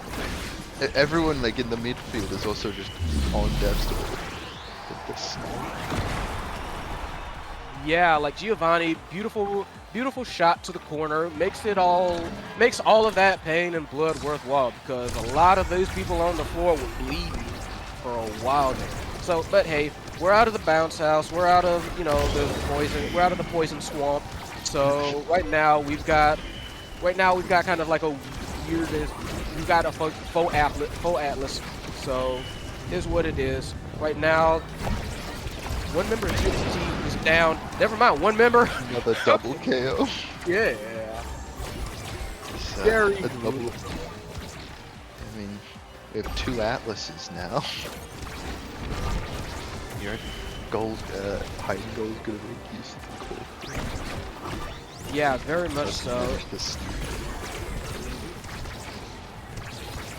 So what we've got going on right now is a bit of a back and forth here. A lot of pillars, a lot of crystal thorns going out. They're trying to fight for possession. Good banish to take Cookies out of the play briefly, as well as the core. They managed to flip and clear that, and so now it's very dangerous on both sides. We've got Hyde very low, barely saved, just barely managed. Yes. So 2v2. I believe this is going to be the last one for this set, and TMCT managed to take it. Managed with a knockout with a beautiful gold by Cookies. They take the set. They take the first draft of Awakenings. Giovanni with the MVP award for this one. We got the drafts coming out. What are they looking like to you? I feel like, I don't know, unstoppable maybe if Ata can get that, Sloth can get that. I mean, it's like built different. Well, no, demo Virgil. Cast Blast or extra maybe for Ata. Yeah, we definitely, we got that Demolitionist on Julie, which is honestly scary with how good has just been at a running roughshot. Putting on destroying barriers to like get cooldowns is gonna be a little bit of a lot rougher road for TMCT to try and handle that, as well as like casting last for Ata. Got stacks. Making things all faster. Honestly, I would say, like, even with explosive for Giovanni, I would actually say Fridge got the better of that draft. We just need to see if it translates. What do you think? I think Sloth's unstoppable will be pretty important for getting the EUSL. They have TMC putting up a lot of damage though. Zeus was almost dead earlier in the mid-fight. Yeah, very good save by Sloth. Had to basically expand to stop that flip from going in. That was almost, that would have otherwise been, I think, like a pretty sure goal. I think so too. Very expertly placed Atlas. Gold, hiding goal is just getting chased for their lunch money at the moment. Yeah, no kidding. Wow, crazy with the, I believe that was the big finish from, big finish like knocked it back? Yeah, slingshotted it out, so the goal got a goal from beyond the game. Hey, we take them however we get them in this business. Northern goals, oh, Giovanni getting KO.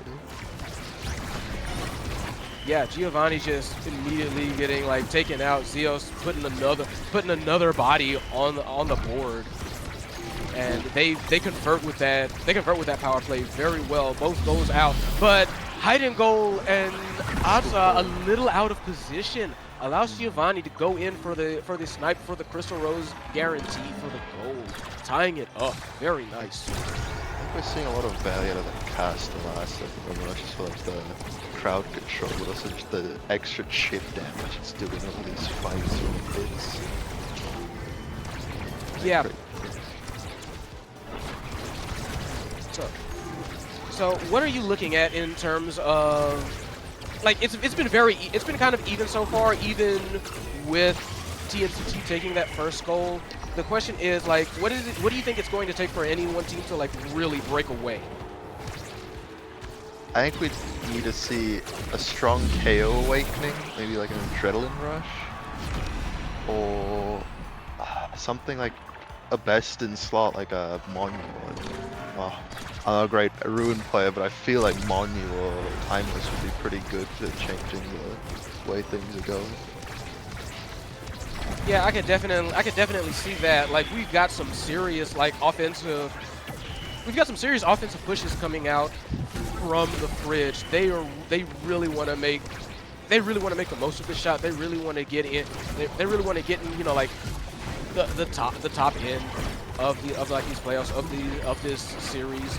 So they are very much laying it all on the line. Zeus also again doing a very good job trying to push this in. Like, nice, just like that. Nice punch, nice goal. They're cheering, and for good reason. Tied it up again. That was most impressive. Just instant follow-up with the punch into goal. Yeah, so now they need to make sure that they can hold this. Vanish comes out a little bit late. They can't quite get that second barrier off. Ata unfortunately kind of like burns his flip a little bit early, and they have to flip to get it out. Hiding goal, looking very weak, looking very dead. Gets pushed into the center and then gets pushed very quickly out of it. Power play on the part of TMCT. They have to do something to like convert on it, make it worthwhile. They don't though. Ata manages to get a barrier actually, but does not matter. Cookies, very nice hook in, clap out, and Giovanni with the shot to assure it. They get a second set. These have been close sets. Another MVP award for Giovanni. I don't know what it could have been done there, 'cause either way, like, Kazan's hitting it in, and you're getting the hit stun from Estelle, so it's tough. Do you reckon we'll see Chrono Boost on Ata? I feel like Rapid Fire is the play, but... Yeah, yep, Rapid Fire was indeed the play for the Atlas. Prize Fighter going Zahn, whereas Julie gets the big fish.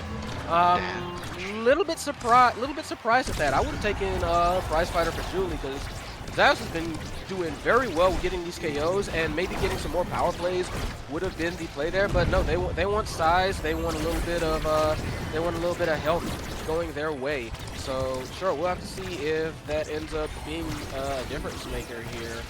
Meanwhile, they're trying to push TMCT.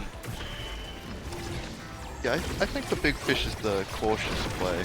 They might be a bit concerned about Cookie's damage output as well, and be afraid of losing prize fighter stats because of that. Understandable, because yeah, Cookies has been getting like a good few KOs. I can understand if they decide like, nah, I don't want to risk losing these stacks. Let me just get survivability. Not that that helped in that situation. Beautiful KO, and wow, everything just kind of like slowed down for a little bit. Like, oh, he died, and Cookies was like. So there it goes. Like it was looking. I'm not gonna say like this has been a runaway fight. I'm not gonna say this has been a runaway match for TMCT. Really, nah.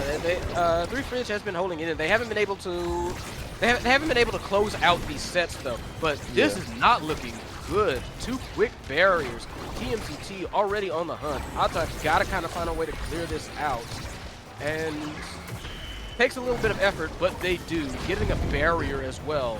So they've got to try and find a way to they've got to find a way to keep this up, to shake back. They don't want this to get to such dire straits so fast.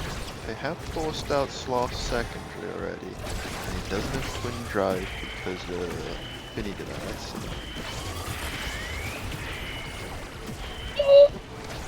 That was almost fantastic. Yeah. The barrage to try and like stop it. The knock into flip into like, okay, guess where this is going, but they didn't need to guess.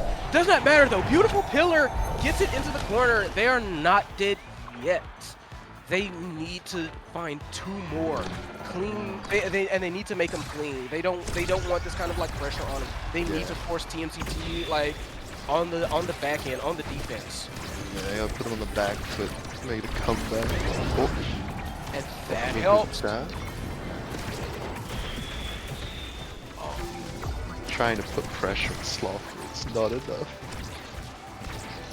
Nah, it just was it was slightly out of position, that triple take, and they end up paying for it. Their big heavy hitter already off the field has to burn the flip to try and clear it, hiding gold, doing their best to hold this up.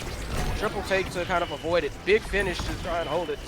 Zio's back on the field. They've got like their full team back, and now they've got to try and push this, make sure that they can again like get in the lead for this one. And oh, beautiful piercing shot. Angle gets it. Ata can't get to it. And match point, TMCT, the Fridge need to find some way. They need to find some way to push this, and just this is not how they want their first match to go. And very quick like 50-50 shake by Cookies, and this is not a good start. Big finish getting on the barrier. Yeah, definitely. So like it's looking very scary at the moment. Flips are traded. Both one barrier apiece. Flips going out. Gets the barrier though. Can't quite save it. Sloth. This is kind of it. Like I feel like if they don't make it, like get their goal here, it might be wraps. It might be wraps. Yeah. Oh. It's wraps. It slips. But at the end of the day, we're seeing the tactical IME pad deployment. So.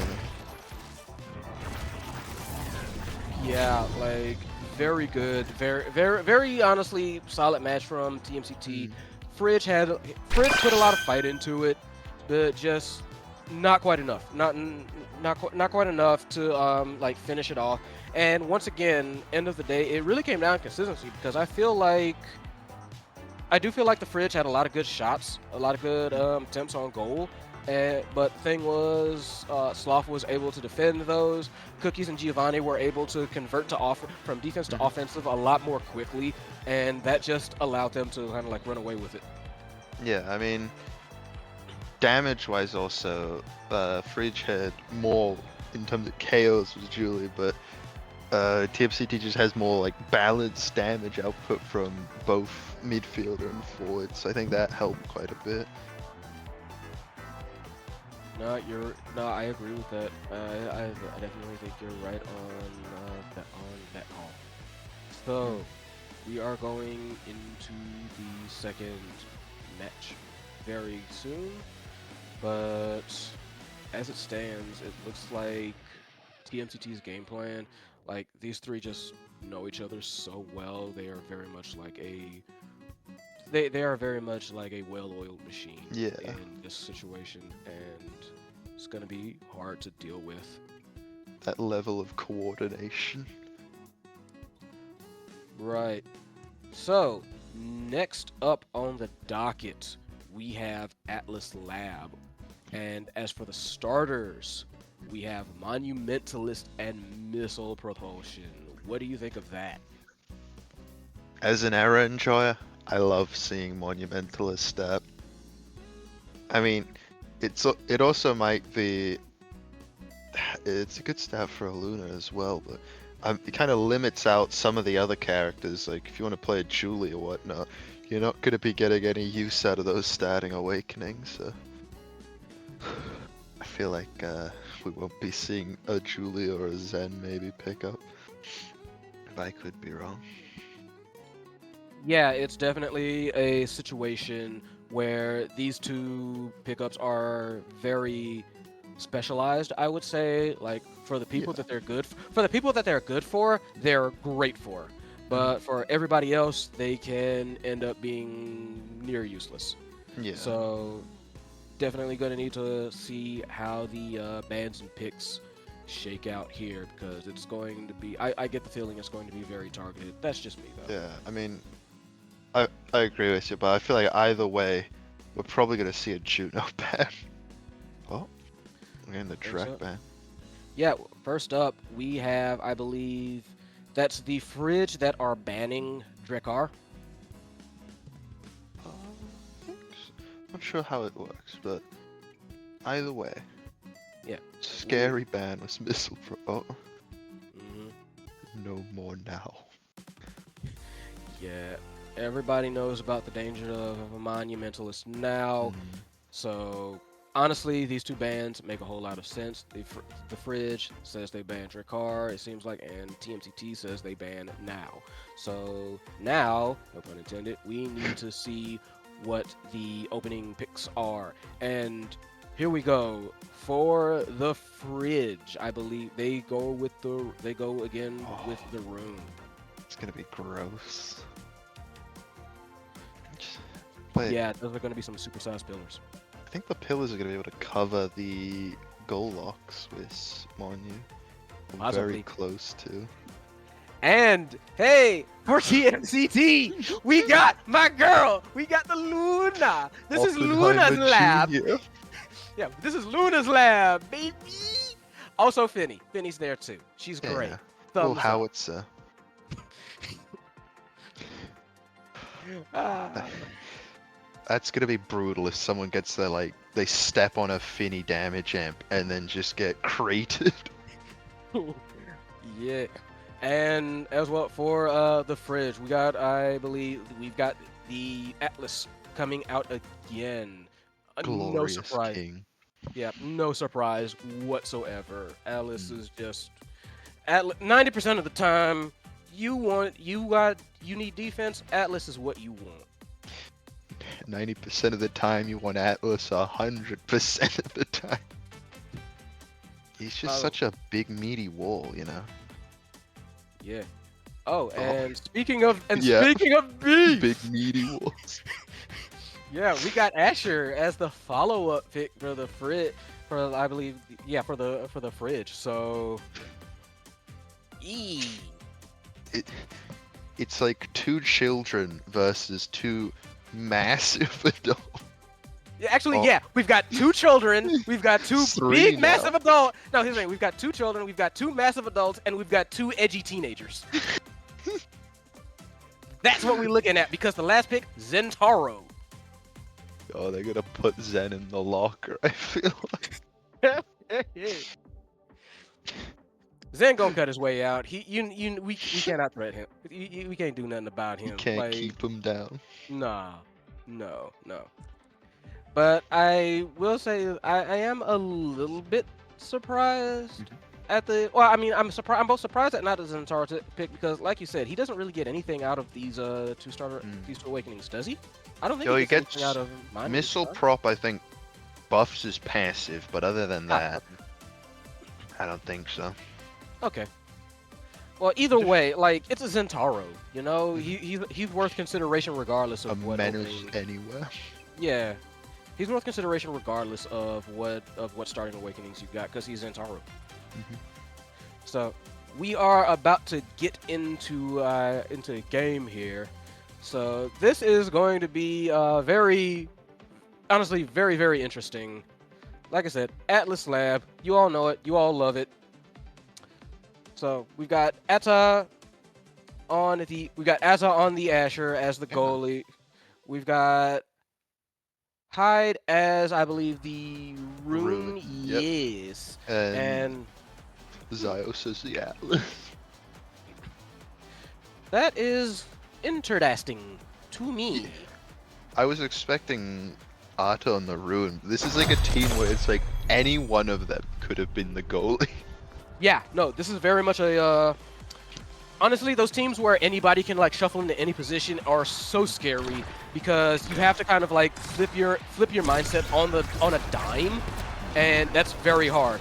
But game start, we've got Sloth on the Penny, we've got Giovanni on the Luna, and Cookies Cookies fairly expectedly on the Zen. Yep.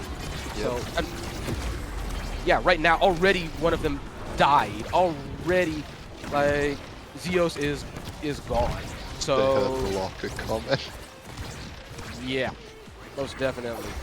We've got barriers traded. Right now, it is like right now we've gotten a heavy offensive going by the Fridge, but we need to see if they again. It's been a bit of a problem conversion, so we need to see if that problem remains an issue. Yep. Meanwhile, Zeus was fighting for their life in the corner against Cookies. Yeah, Yeah. very unfortunate. Weird slip pass there after the path splitter. Did not quite hit him. Ata kind of got caught looking. And that is one on the board for TMCT. Looked to me like Arta was a mid-strike animation. That might have been the continuation of the special move.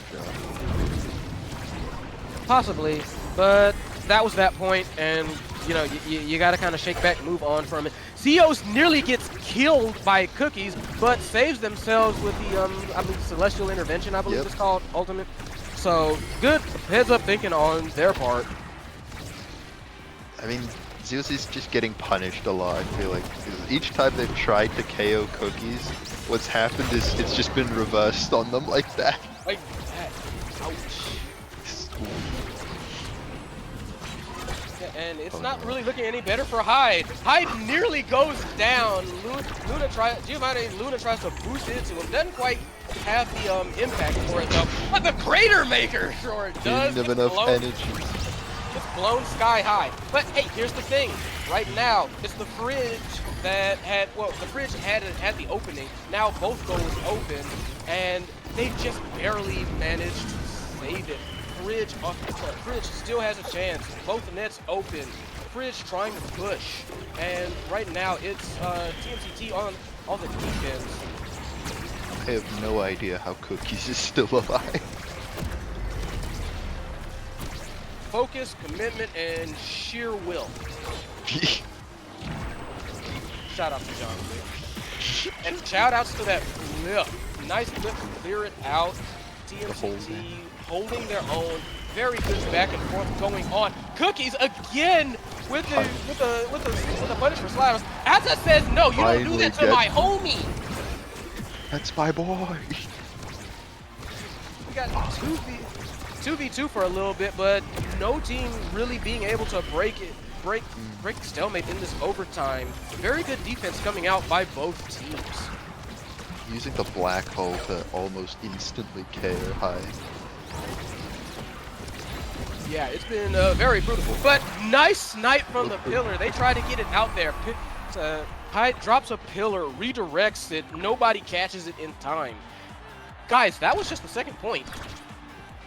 It feels like we've been here for a whole set already. Oh, yes. Oh, Zeus. So much damage coming. Yeah, Zeus can't play the game! Zeus has been trying to play this game, and they just said, no, we want this to be a 3v2. And a lot of it seems to be working. But right now, TMCT definitely on the offensive. TMCT, like, trying to be on the offensive. Two pillars, though, go down. Fridge looking to make it happen. Fridge looking to get ahead in this set.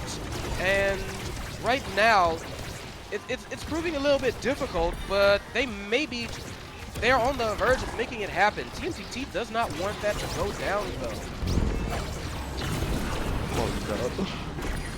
Oh, beautiful. sniping Giovanni and then living with the celestial intervention.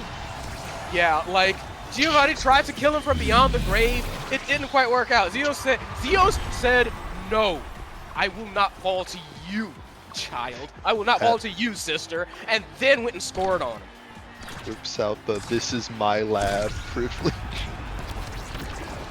For real. So those pillars though are just massive. It's like half the midfield.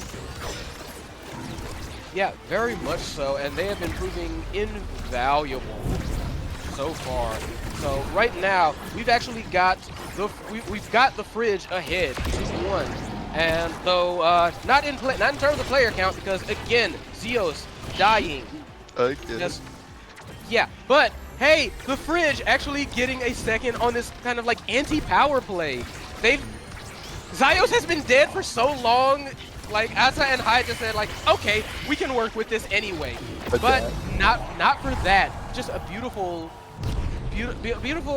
flip, clears it out. Cookies is right there to reconnect it, get it to reconnect, get the redirect and get it in 2-2. So this is for all the marbles for this set. Already a barrier though, but Cratermaker is dropped in the corner. Yeah, that energy tech's going out very fast. So, but it's still just the one, and the fridge has some room to make up. Giovanni looking very low. Hide and go looking even lower. Zeus has to drop the celestial intervention, try and save him. Hide and go does manage to get a berry. Does not save them. Cookie says, "I don't care how many orbs you get. I'm Zentaro. Die." And suddenly, oh, and then Hyde gets taken out as well. 3v1. Giovanni just rockets it in, and that is that. Kind of snatched victory from the jaws of defeat there for that one, did TMCT. And so they get the good stuff. We've got Hot Shot, we've got Egoist, we've got Rapid Fire, we've got Extra Special. This is gonna get nasty real fast. Oh, they deny Extra Special from Luna. Luna denies Hot Shot from Hyde. I feel like Big Fish, right? Or Egoist. For Matt. Atlas gets the Big Fish, yeah. So, yeah, very scary, honestly, on both sides. Like you said, we've got Hyde with Unstoppable. We've got Ata with Extra Special. Zeus with Big Fish. Big Man getting even bigger. But on the other side, we've got Cookies built different. Indeed, Cookies is built different. Taro very built different than Sloth with the Rapid Fire. Those cards are going to be getting slung. And Luna, Hot Shot, Pain coming through all the way. But right now, it is the fridge with the power play, managing to hold on in this situation. And right now, one barrier down on each side. The fridge pushing, trying to make something happen. Flip goes out, manages to get past. I believe that was a triple take attempt. And they are all three of them pushing forward, trying to get this goal, trying to get this early lead. Zeo set on the forefront. Sloth and Giovanna having to make a two-person defense, going out to try and just defend against this onslaught. Big pillars, big cards, big people, big banish. Everything big, everything real big out here. Big.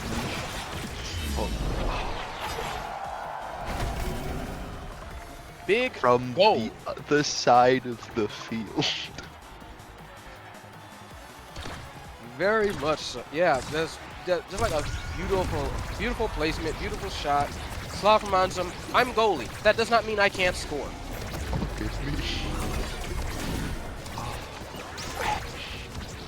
I don't know. On one hand, I think Zeus is dying a lot less now, but also I feel like that siphoning one of Cookies is going to get more chip out of it. Yeah, we've got a siphoning one that's been trying to help keep Cookies alive while he's slaughtering people. But of course, Zeus again with that divine intervention. Ooh, a big attack. Yeah, big attack takes out Giovanni. And again, the fridge with a power play, but they need to convert on it. They need to make something happen with this. Just use Cratermaker and Zen Special at once, so... Cyrus again. Yeah, counter shot and again it's the fridge on the top, and the fridge like having to deal with what was going on in the first round again. It's kind of like this weird anti-power play situation. So right now it's TMCT that are being put on the back foot. Pillar's going out. They do manage to clear it. Crater Maker comes out. Energy tax, folks. Pay your dues. And right now it's like it's been going back and forth very, very consistently. Like right now it is TMCT that still have a spare barrier, but I feel like that could fall at any moment because the Fridge has been able to make like these offensive plays, just having a bit of an issue with converting and holding on to like their offensive pushes. That's been the problem this whole match. So much stuff flying past Arta. Yeah. Definitely beautiful flip, but beautiful counter by Ata to try and keep this play going once again. They really want this to happen, but flip, core shot, it's right past Ata, barely though, but it's enough. Giovanna with the shot to make it 0-2. Yeah, coming back from almost dying into jetpack goal is pretty nice. Yeah, definitely a very good comeback moment. TMCT reminded them like, why we the best, why we out here. But Zio said definitely trying to make something happen. Crater Maker comes out, Energy Tax comes out, Cookies, Life Tax comes out. Cookies says pay your dues. But nice pillar avoids manages to get the manages to counteract the attempted clear out by Sloth. Beautiful pillar by Hyde and just manages to keep the Fridge in it. Clinging in there. It's really a death and taxes game. Yeah, only two things guaranteed in this world, and they are proving it right now. Oh no, they can't get it past Cookies yet. No, Cookies has been a menace this whole match. And KOing and putting pressure. Yes, very much so. Two quick barriers going down for the Fridge. They do not want this to keep on. Good banish, gets Cookies out of the play, gives him a chance to kind of like survive for a little bit longer. Manages to convert, get transition over onto offense, does the Fridge. Pillar helps get that second barrier, and now is the time to push. Another pillar goes out, trying to push things. Black hole almost helps. Crater Maker comes out, blows Ata away. Giovanni comes in to secure both the kill and the goal. A beautiful shot. Trying to triple the goal and there's no goalie. Yes, and right now, like Finney again with the MVP gets first pick. Got pick of the litter here too. I feel like we'd see Twin Drive on Atlas, but peak performance is also in with Big Fish, yeah. Yep. So you did. We got Stagger Swagger coming out for Finney, and yeah, Finney is swaggering right now. 1-2 punch for the Zentaro. That's gonna be brutal. Yeah. Zentaro Cookies has just been rocking and rolling all game, and Knife's Edge coming out for Giovanna as well. Like this is getting really bloody, really fast. I'm just surprised we didn't see it down. Just how good the different awakenings were. Yeah, that kind of tells you as to like the quality of awakenings on tap. Sad boys angle for TMCT, but they do get the go. But they do manage to get the barrier. They managed to follow that up. Quick 2 barriers taken. The Fridge has to like counterattack right now, or else this could start to get away from them. They've been managing to hold on, even if they are down to like two games. It's been a weird series for them, but right now TMCT definitely like holding on. TMCT is the one that's been able to like finish, and right now they've nearly finished off Hyde. He's holding on for his life against the sustained offense against like Giovanni and Cookies, and boom, there it is. Do you see that exit, the ruined secondary, like pixel perfect to live getting jumped by Cookies though? Yeah, very much. Yeah, very much. It's just been it's been a game of like just blood and like it's like blood and angles right now. And case in point, like everything's kind of like just moving around. moving around at just the right angles. Beautiful kill, though, for the Frid, but it does not matter. They get that. Ooh, excuse me. Ooh. Was Beautiful take, and Sloth manages to get it from across the map. Ata can't get to it in time. not stretchy enough, Ash.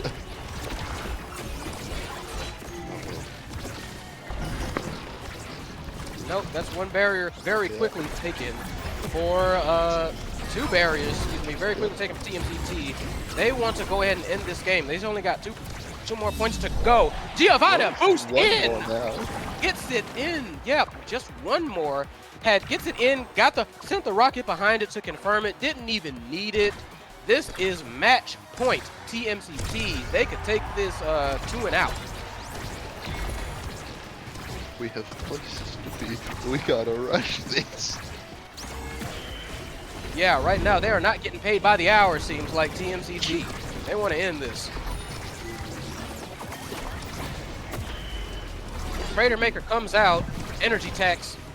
Energy tax gets spent. We've got one barrier though down for TMCT. Zeos and Hyde definitely want to make sure that this goes on a little bit longer. They are trying to push as hard as possible. Oni's blade comes out, says no, we are going on offense now because I'm Zentaro and that's what I do. A barrier gets taken, flip, waits out. Waits out the special. Yeah. But again, that is Hyde getting taken out. That is Zio's getting taken out. It's Ata alone against the universe, and this could be it. All these attacks coming out, trying to like stun him. 2 pillars come out as Hyde manages to return, save the day. Hero of the minute, maybe not of the hour. We about to see though. Flashbacks of the last time Ata was alone and got KO'd from half the map away. Yeah, for sure. Again, Crater Maker comes out. Ata decides to tank it. Not the best idea. It's over. Well, Cookies kicks it in. And beautiful. 3-0 with Finny. Like I said, Finny being MVP this whole match. Her theme started playing and did not stop. You will listen to my music. 8 KOs, 6 KOs, 31,000 damage. Yeah, it was a bit brutal in this situation. Absolute bloodbath of a match that was. Yeah, but then TMZT just kind of showing why they out here, why they top of the ranks, why they top of the heat. And don't get me wrong, I do think the Fridge definitely showed flashes of greatness. They proved that, you know, they had some moves, but they had some moves. They had some skill, but it just it wasn't in the cards for them. Not this time. Yeah. I mean, I thought it was a good match. I think Poisios a bit too big at the end of that for that AtLab match. Just big target. Yeah. Slashed, popped, exploded. Yeah, very much so. That's kind of like the unspoken downside of having so much size. Yeah, it helps you get the core faster. It makes your attacks a whole lot bigger, but it also does make you a bigger target. And that just ended up meaning like Zios could barely play the game at times. Like, did come in clutch, did help with a few saves, a few offensive pushes, saved a few lives here and there, but as it was, a little bit too much, too often for the Fridge to handle. So, I mean, that is that for this game. We have coming up next, I believe, I do not actually remember the next match because brain don't work. So wait, never mind. I do remember it. Fierce Fury, Flame Kittens. Boom. I am smart. I do have memory. Smart. I do have memory. So yeah, we got Fierce Fury, Flame Kittens coming up. Gonna hopefully be as entertaining and maybe even as brutal as this one. But for Sure. now, we are sending it to break. Don't go anywhere. Please.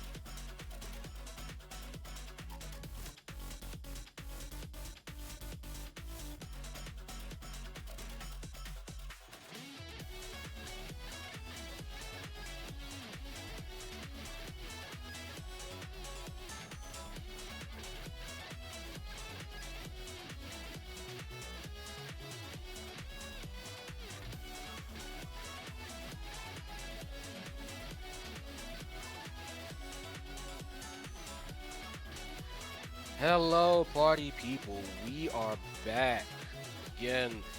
EUSL Omega Strikers Season 2, Week 5. I am P Flair. Over there is Pixie Munch. Hello. How you living? Living great. How about you? It's all good. It's all good. Last match, the Fridge TMTT was kind of nuts, but ended up TMTT taking it in a pretty solid fashion. But that was then. This is now, and now is Flames Kittens against Fierce Fury. Enough said. Not really. We're gonna talk a little bit more about that. But point being, Fierce Fury is known, dare I say, is infamous. Flames Kittens still dangerous and definitely looking to kind of make their mark. They still have a shot at making qualifications, but it's still a bit of a steeper road for them. Fierce Fury basically a lot. Flames Kittens still have something to prove. How you think that's gonna happen though? What do you think is the secret sauce for that? Well, secret sauce. If we go off any of the previous matches we've seen today, I think it's going to be who's putting more people in the locker than the other team. And it's a Deadeye stat as well as a prime time. So I feel like there's going to be some pretty gruesome stuff happening. Be it, Estelle, Luna, anything really. It's also with Clarion Corp. I feel like it's going to be a pretty bloody match, just like the last few. I'm interested to see what they'll ban and pick. It'll be pretty informative. Yeah, it's definitely a bit, like I said, with that Deadeye primetime start, some obvious bans are probably expected. And yeah, first ban coming out, and that is going to be Estelle. Yep, that makes sense. And quickly responded with Fury says no to the Fury says no to the Aimi. Rip Mew Mew. Yeah, I mean, both of those awakenings I feel pretty good for Aimi, More glitch pop and then a harder hitting turret and glitch pop. Be pretty annoying. Also just locking off parts of Clarion Corp with turret. Wonder if they'll pick now based on those bans. Well, we know one of them, and yay, we get more Luna. Flame Kittens picking that up, which honestly, all the sense in the world. You've got basically one of her best in slots immediately available off rip. No reason not to. Deadeye Luna is gonna be scary. Alright, they just have to pray that Luna didn't find the extra special pickup to just atomize half of the map constantly. Oh. Yeah, definitely. We found something that could shut that play down though, because Fierce Fury has the rune, not just and the X pick, which nasty. I wonder if it'll be X Deadeye. But Primetime Rune's gonna be a lot of fun. Hot shots out there. Primetime too, not Primetime. Rapid Fire. See a Finny pickup as well, which I'm getting deja vu of the last match. Yeah, actually, and that follows up with Vice. Oh. So yeah, on the whole, this is Flames Kittens, I believe, is definitely they definitely got that artillery set out. Yeah, gonna be seeing a lot of howitzer shells flying across. I'm guessing it's Finny goal or midfield probably. Yeah, I've seen some Vice goalie, and I think it can work, but I'm just not 100% sure. But we got a good idea of who's going to be goalie on Fierce Fury, and that is going to be Atlas. Yeah, I think it might be a Vice goalie. So I think Nuru plays goalie, and he's quite a Vice enjoy. So might see that. Although I wouldn't be too surprised if we saw something else that pop up. I think Vice goalie is going to be a bit scary because then you're just going to have Finny and Luna constantly putting pressure, and then sometimes this little circle will appear, and then you'll just get guitar riffed to death. Basically, yep. Got that Crater Maker energy tax. So gonna be a bit of definitely gonna be a bit of a slobber knocker today. And like I said, first thing we're going out into Clarion's test chamber, and honestly, it's not going to get a whole lot better in terms of like map picks, because after that we got Gates of Obscure, and if they manage to tie up for that, last but not least, we got Taiko Temple Bounce House. So We love a Tikyo Temple map. Yep. So it's definitely going to be an interesting series for the most part, as we are basically like getting ready here. We've got the players locked in, the maps locked in, everything is good to go. We are just getting ready to start her up here. I think we're seeing a little divide here in like the team layout. Both pretty like violent teams. I mean, if you ignore Atlas, but one side is very melee focused, I feel, and the other is just going to be sending mortar shells halfway across the map constantly. Yeah, most definitely. It's like off the top of my head, I do feel like Flames Kittens actually has the slight advantage going into set 1, but it's when the first draft comes out that things are going to get a lot more dicey. Depending on how that draft falls, it could very, very quickly swing the other way. Yeah. Yeah, we see like extra special pop up on Luna, Monu on Finny, something like that. Rarely swing it one side. Yeah. On the other hand, if like say like I don't know, like Prize Fighter or even like Catalyst or something like that comes out, then Fierce Fury can easily run away with it. Yeah. So Interesting. So there's the Luna goalie, I think Finny forward, Vice midfield. What was that? Fang goalie makes sense. Bam Brace on X. Someone doesn't want to be being put in a corner again. Already, someone half health. A lot of pressure being put on Kittens. Losing one barrier. Yuki almost dead. Sucking much pressure. Yeah. yeah, very much so. A lot of immediate pressure going out. Sake already starting the party, but we've got barriers down on both sides. It needs to be Flame Kittens who want to kind of like press this if they don't want Fierce Fury to get their usual startup going. And there we go. Not bad. First goal in the books. I think it was pretty smooth because both Sake and Zarina were just rarely damaged, so SMG could kind of just walk up a bit unhindered almost. Seeing Fang already half health, kind of just getting mid cross map jetpack by Yuri. Yuki again, he's almost dead. Sake getting almost 2 barriers, only taking 1. Can we see the flip into the second?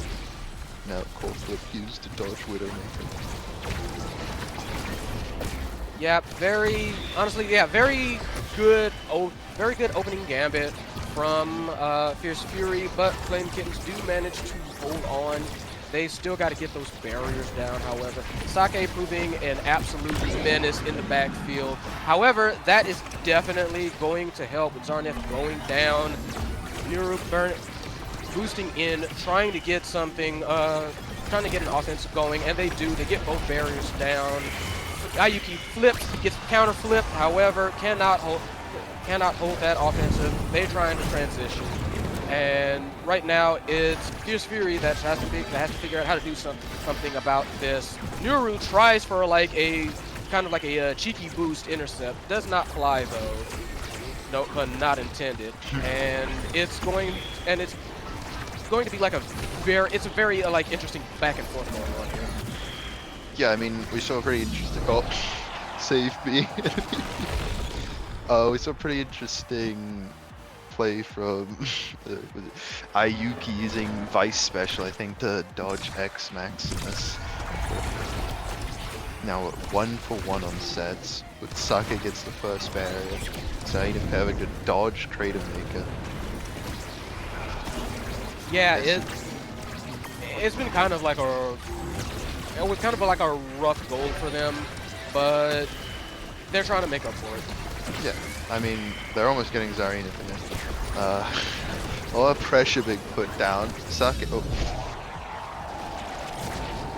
Very nice card intercepts, but the problem is wrong goal.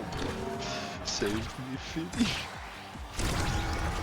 We're gonna see another instantly half health striker. No. Zarina taking the chip damage, fighting over the bottom. A big Vice and an almost dead SMG. Gets the orb, but the banishes it enough to get the KO. Vice ult special picks up the KO. Sake killing the SMG. Can they get pressure applied?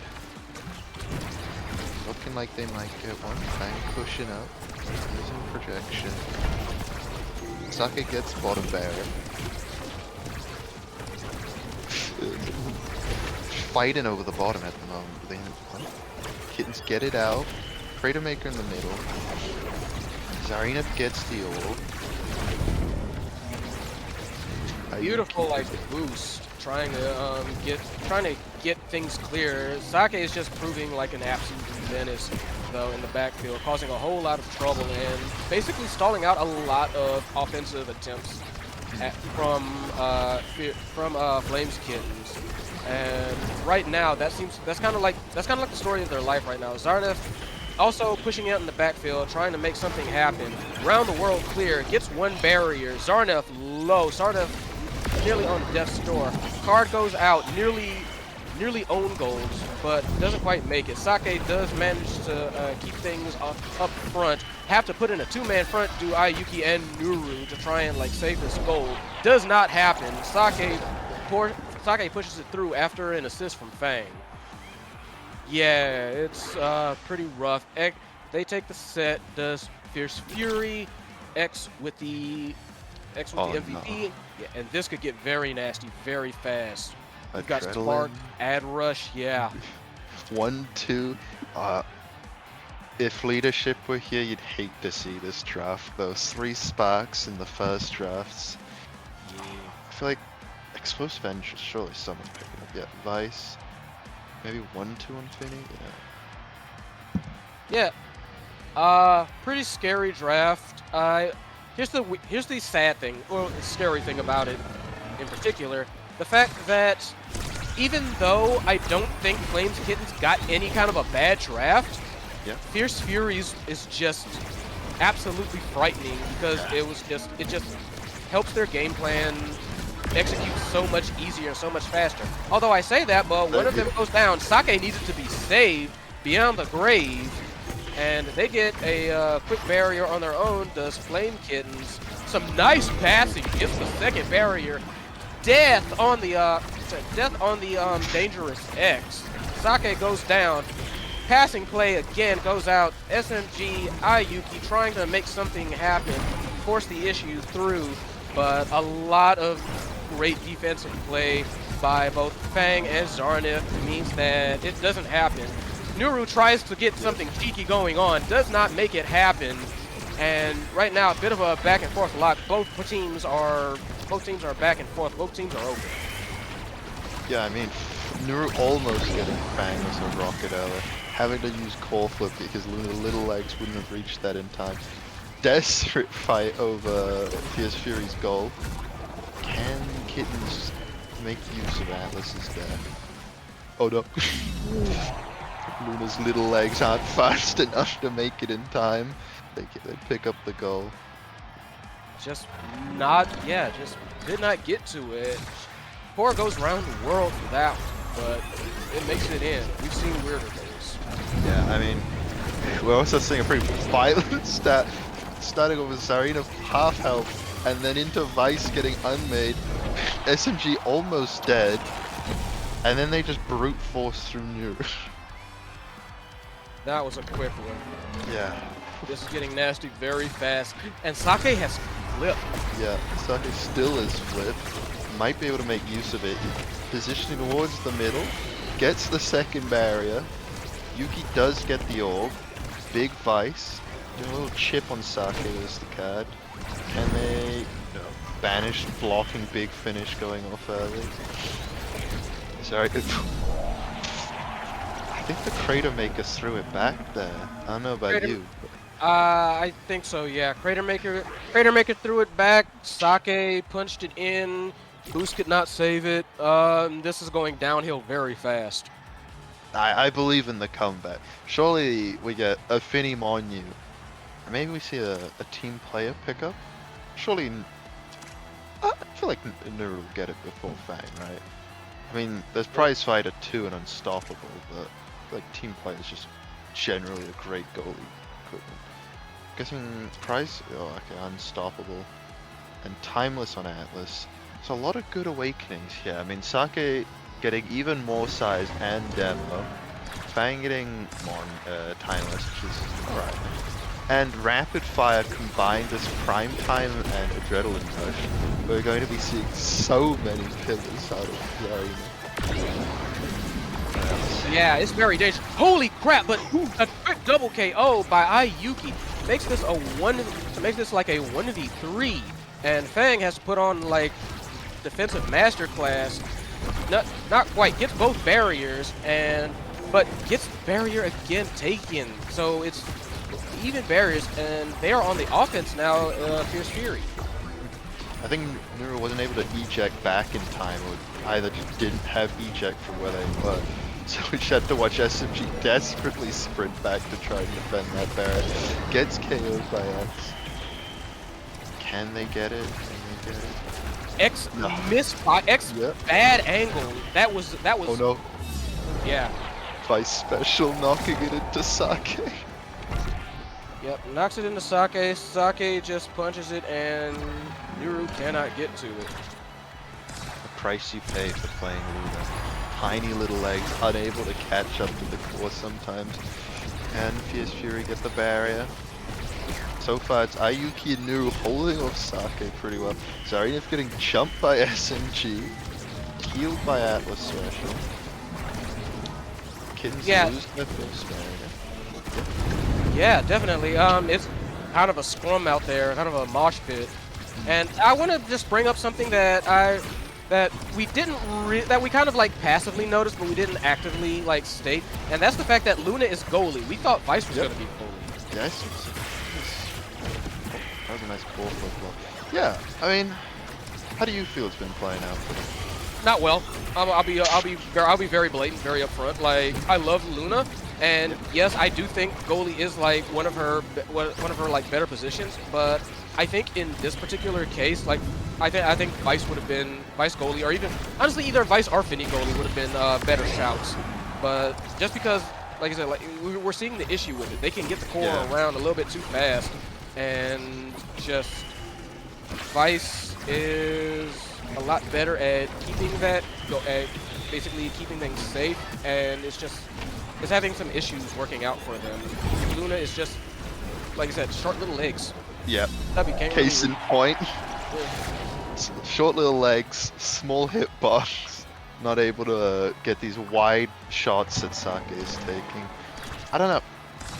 It's very KO focused team they have, but far be it for me to snide any pigs. But I feel like, I don't know, I haven't played Vice in a while, but still, Sake is brute forcing it through Nuru. I feel like a siphoning wand or something might have contributed there, but it's over already.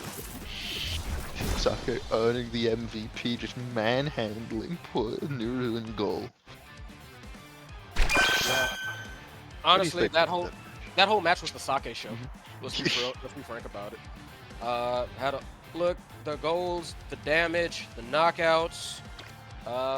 Sake basically said, "Okay, I'm going to win this game," and then he won the game. Yeah. Now, don't get me wrong. Obviously, like Fang made some great saves. Zarnef, very good pillar placement. And just very good with being able to set things up. It was Sake who usually ended up finishing off the points, and they definitely had issues with dealing with that, just that level of damage output and just that level of danger. And that's kind of like the other reason why I don't know if Luna goalie was the best shout, because aside from boost, which she really needs to kind of go on Intercept. the offensive and intercept, she didn't really have anything to force Sake to like get off. Like Other than Finny dropping goalie, like a crater. yeah, like Finny goalie can, cause triple take to at least make X maybe think twice. Ayuki has like, I mean, Ayuki, like Vice has the teleport and a couple things Yep. to make a reconsider, but Luna just kind of has to sit there and get bullied. Yeah. I mean, small child getting picked on. Doesn't have the stun of Vice and the massive leave me alone bubble. Doesn't have Finny's triple take. Really kind of dependent on the two forwards making like it impossible for anyone to come near Luna, but not quite working out, unfortunately. Yeah, so they're definitely gonna have to rethink their strategy, rethink their mindset in general as we move on to the next map, and hopefully things will go a little bit better for them there. Yeah. I think maybe the Luna pick might have been influenced a bit by the Deadeye. But I don't know if anyone there plays Luna like normally, so I mean, maybe it was like a choice, awakening draft dependent pick. I used to play I used to almost like one trick Luna, to be frank, Yeah. but that was way back in the day. And yeah, I could definitely see the Deadeye being the reason for it, but that is now in the past. They've got to shake that off. Our new map, as I said, it is Gates of Obscura and Opening Awakenings, Extra Special, Happy Star, and Big Fish. Either we're going to see a lot of meaty boys or a lot of people who want to use their specials constantly. Well, no more ruin. We might see another Luna if it's extra, but I feel like she'll just struggle a lot on Obscura. Yeah, I would not pick Luna. As much as I love Luna, easily my favorite character, would not pick her on Obscura. Too wide, too open. She does not really have the range unless you are ultra dedicated on like those KO comps and you're like, we don't care about points, we are just going to like slaughter the other team as fast as humanly possible and then rely on the power play. But that's not really a guaranteed thing.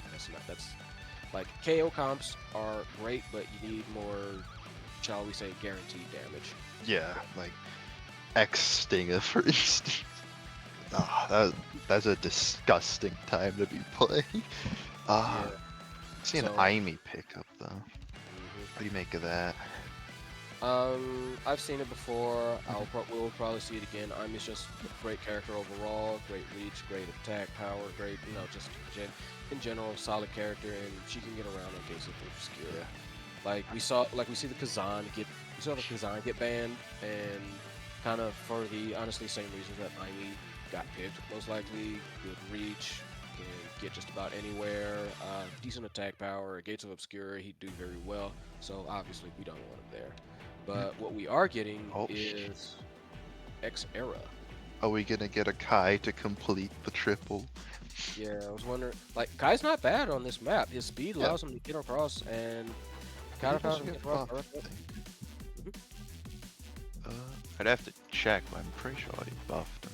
Oh no, they gave him a power buff, so not as impactful, but do you know if we're seeing an Amy goalie? Well, I guess it's Dubu. I can see a Dubu goalie here. I've seen Dubu goalies here before. Yeah, I mean, Tofu Fortress when it's not having a moment. Good barrier to stop them wedging it in the corner. Oh, okay. We got big boys coming out on the side of Fierce Fury. Because we got Dubu and Atlas. That is a lot of defensive coverage. Yep. What we got barriers, we got barriers, we got barriers for days. And then we have Mew Mew turret, which is just gonna lock that corner up. Yep, and the last one, oh, Mako. Much better pick. We love to see Mako, the best Oni. I'm going to have to compete. I'm gonna have to contest that. But you do you, my boy. Also, Makosaurus is a beautiful creature, a majestic little animal. I feel like, do you reckon it'll be extra special, Mako, or big fish? Good point. I could see arguments for both. Good Instinct says big fish. Myself, like. Yeah, I can see that. Yeah, like I also see, just incidentally, I also see extra special Dubu. I can see those. I can see him. Yeah. Dubu Fortress out a whole lot faster. I mean, especially if it's Dubu like forward to midfield, extra special, and then he picks up missile prop. Someone's gonna go near the edge and then just get slam dunked over the edge by a tofu wall. Yeah. We deliver this tofu to your skull for free. We'll give your family a little piece of tofu to remember you by. So, I feel like this could be a pretty aggressive comp with Era X Mako. Just, we want them big, we want them bigger, we want them fast and faster. Yeah, Meanwhile, honestly, yeah. Yep. Go ahead. Oh, no. Well, I was just going to say, I think the other picks are a bit more defensive in nature. Unless like Dubu goes full kill comp, there's just a barrier, another barrier, and then Aimi turret, which is just gonna lock off half the map for the duration of its thing normally. Yeah. Yeah, I kind of agree with that, but here's the thing. I think all the aggression for Flame Kittens is going into X. I think the game plan is just pour everything into X and then just let X slaughter the entire team. Pray that he manages to manhandle his way past the hamster and Atlas.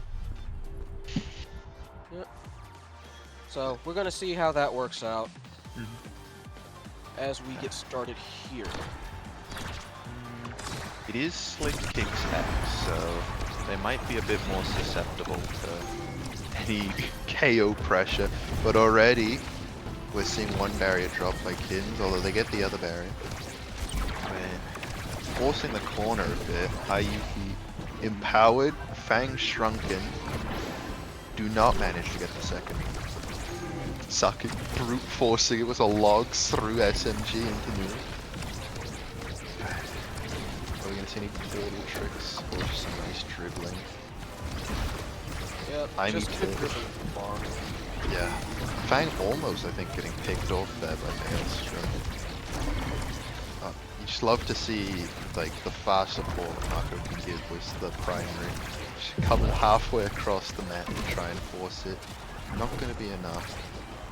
Goes to SMG, throws it through the portal, doing some trickery. Oh. Zarina pushed just a bit away, but Ayuki picks it up. They get it through Fang. Yep. No. Overtime is up, and it is. That core is schmovin'. And right now, it is, I believe, Flames Kitten's trying to hold on to an offensive here. Cyclone comes out, waits it out, tries to get the Cyclone to back it, but it does keep things aggressive enough for Ayuki to come back in and basically secure the goal. So first goal goes to Flameskittens. That was a good set. Also, Flamekin starting off with 2 core flips ready. Massive energy advantage for them at the start of the set. They pick up the first corner, they do. Core flip into second barrier, but Sake gets Kitten's first barrier. Celestial Expanse comes out, so is Maelstrom. Losing a lot of pressure from the portal, sending it all the way back to Nuru. Fighting Zani Unif and SMG. Beam Shrink Sake. Sentry comes out. Core flip pushes it out the corner. Picks up the KO on Aimi. Oh, Ayuki attempting to get the position, but Atlas Primary batting them away. So Expanse is on cooldown again now. Yep, That is Tofu not. is out, yeah. They managed to save it though. Impressive. Sake does have energy burst, gets it through. Sentry, oh, too much pressure for Kittens. It manages to get through. Yeah, Zarnif splits the difference, goes ahead and manages to get the core through basically all 3 of them, really. Pretty much. The amount of pressure you can get with turret dropped in such a small area, like right now. Expanse does get dropped effect. Double resurrect from Maelstrom. They Take it really away. needed that. Yeah, that was an amazing predict by Fang, saving them both. Yeah, Core flip kind up of horrible that had to happen. now. I mean, there's another 45 seconds without it, but I don't think we'll be seeing a Maelstrom like that for a fair chunk of time. Kitten's managing to get the second barrier. Ayuki is a bit low. Sake forces his... Wait, no, I did not get the barrier. Tofu Fortress on cooldown. Ayuki SMG fighting in the middle. Oh, just slips through. I think Nuru was stuck charging primary there. Can Sake get something through here? Turret comes out from Zarina, but it comes back to Fang. SMG does have core flip though. Nope, we've got an offensive like turn. However, for Flameskittens, beautiful flip, beautiful strike. Zarnif just not fast enough on the trigger. Gets it, and Flameskittens are leading 2-1. You love to see a core flip wall. Let's see. Zarina sentry walling the corner, gets the first barrier. Ayuki going bell ringer through Fang. Another barrier taken through him, unfortunately. Expanse comes out. Yuki does have core flip, so does Nuru. We're gonna see Tofu Fortress.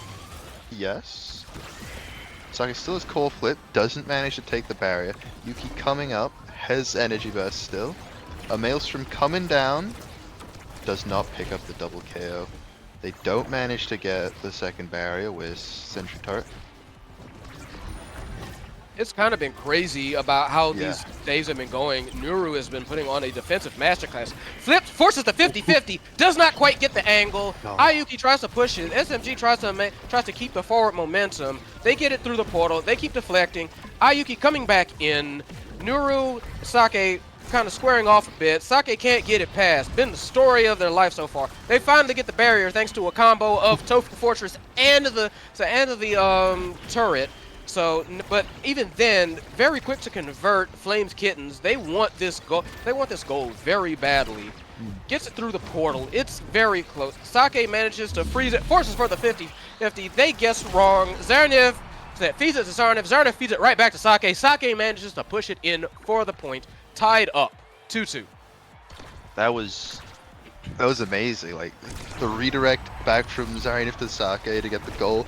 Nuru holding out against Tofu Fortress and Sentry coming in. Maelstrom drop, Sentry barrier drop. Nuru has core flip still. I think Sake has Tofu Fortress. Nuru uses flip.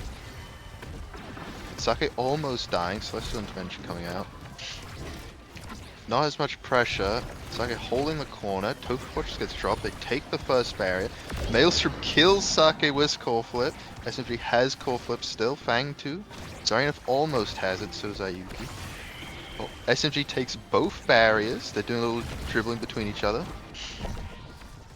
Loses a lot of pressure. Sentry turret comes out, but Nuru managed to get it through. Ayuki looking pretty low. Has energy burst now. Zarinov missed both Zarinov and Fang, unable to stop the core flip. Nope. Ayuki flips.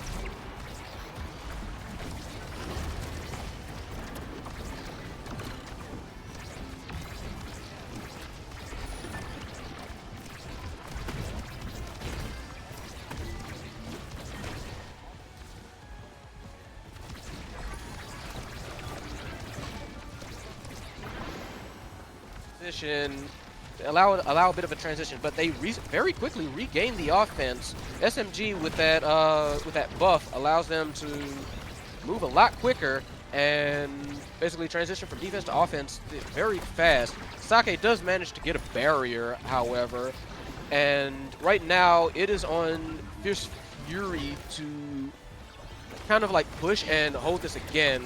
Barrier comes, turret comes out to try and cut things off very quickly. Mosh pit again. Tofu Fortress thing a bit mistimed there. Blocks off the rest of the offensive. The Nuru does have to use core flip. SMG uses it, doesn't get the other barrier. Oh, rips Hyena. Sake still has core flip, so does Fang. They might try to push up further. Maelstrom comes out. Can Kittens take the second barrier? Bell Ringer on Fang. Losing a bit of pressure. Yep. Sentry turret comes out. Fang has to flip, but Mako Bat swings it back all the way. Barrier getting lost from the portal shenanigans. It's cleared out of the goal. No immediate danger now. Yeah, very much. Mhm. Yeah, SMG and Ayuki doing very good at trying to keep this offensive going. They had to force the ultimate out. Sake and Nuru kind of faced off, and Sake wins it, stops it, makes Nuru flinch. Tofu Fortress, or I guess Donut Fortress in this case, comes out for the guaranteed hit, and they managed to take first goal of this set. Yeah. I'm just realizing that Sake doesn't have extra special with Big Fish, so we won't be seeing a little Tofu Fortress for a little bit. Kittens get one barrier, almost takes a second. Sake is going to be small for a little bit now. Can they get it through Nuru? No. Passes it away with the portal, brings it back. Sake forcing the core flip out of Nuru. Loses the barrier. Firewall comes out with the second barrier fall. Oh, Ayuki falling. It's looking pretty grim for Kittens at the moment. Three-way attack. Managed to squeeze it out. Fang's too far forward. Can't save. Very, very risky, like 3-forward play means that the core can just kind of waddle and casually get on the other side. Opens the goal, but that doesn't matter. They do manage to transition back to offense. Sake and Zarinov, two-man front, and manages to push ahead to get the goal. Yeah, Nuru getting killed. I'm assuming part of that coming in from the knife's edge there, getting that pickup kill, but Maelstrom drop. Kittens loses first barrier. Celestial Expanse is coming out. Can they get a first barrier on computer? Sake has core flip, I imagine has Tofu Fortress. Firewall comes out, they get the barrier, almost get the goal. SMG takes first barrier, yeah. Yep, Bewitching Beam comes out. Flip does not save it. Flames Kittens does manage to stay on the offensive for now. Sake doing their best to clear it out, leading the front charge as they transition to offense. So, all three of Flames Kittens have to return to help the defensive effort. And right now, it's Sake and Zarnef doing a good job at forcing like this offensive through. They do manage to kill one of Flames Kittens with SMG going down. Ayuki does manage to clear out from the does manage to clear out from their end of the field, but only for so long. Flip goes out, immediately denied by SMG. They transition back to offense. Ayuki trying to dribble it, making sure that SMG is in good position. Not quite happening. They do manage to clear it out from the attempted barrier hold. Cyclone comes out. I can never get that name right. Magical Maelstrom.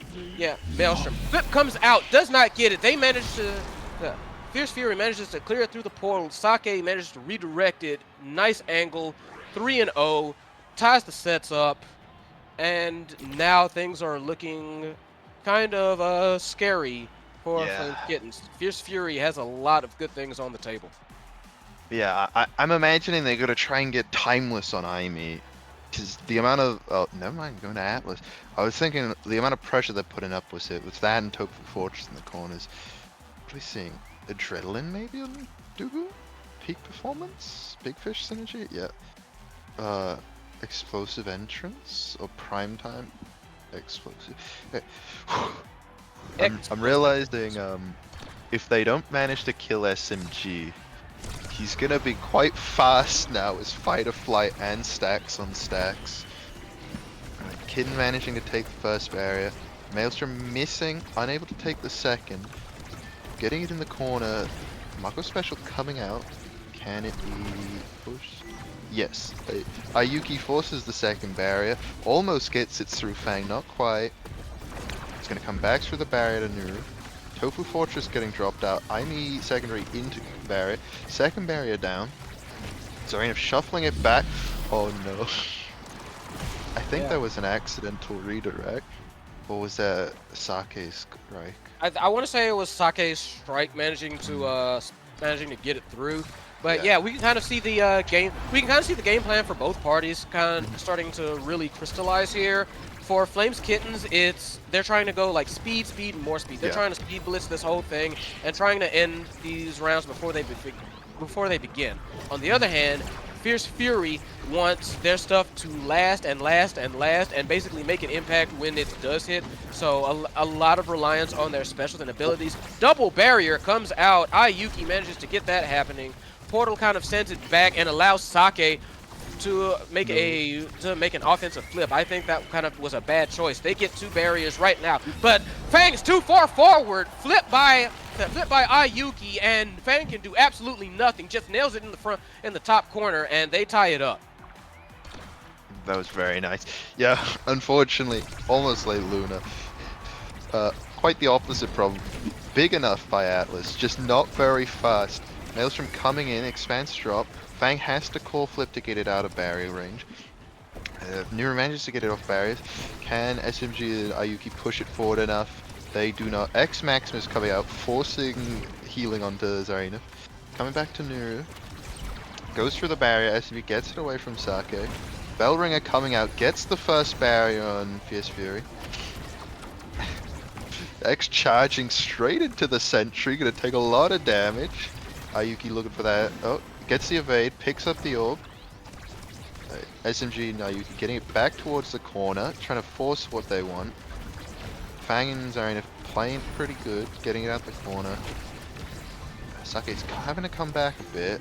Ayuki managed to get the same barrier. Looking a bit low though. Ooh, that was beautiful! That was a beautiful juggle. That was a beautiful. That was a straight up cross up. That was a crossover. Ayuki with like the Allen Iverson cross up says, "Let me shake you out your shoes." Gets the goal. Beautiful. Oh, Zarina getting KO'd. Nuru does have core flip. Maelstrom comes out. They do not have Zar for a little bit. Ayuki managed to get the first barrier. Zarina comes back. Core flip to save, but the second barrier gets taken. Ayuki coming in. Almost getting it. Atlas just fast enough. Firewall coming out. Core flip from SG, not enough to get it through. Can they get it to Ayuki? They can. Zarinif uses flip to save it. Sake coming out, uses Tofu Fortress. Nuru flip forced out. Mako ult saves it. Sake still has energy burst. A speeding SMG, trying to push the offensive, getting it out of goal. Doing a little bit of passing, unable to get it past Fang. Sake hanging on for dear life, gets the orb, gets the Atlas special. Firewall Sentry coming out, trying to get back in the corner. I don't think they have Tofu Fortress, and they definitely don't have Firewall. Well, Oh, and again, Fang too far up.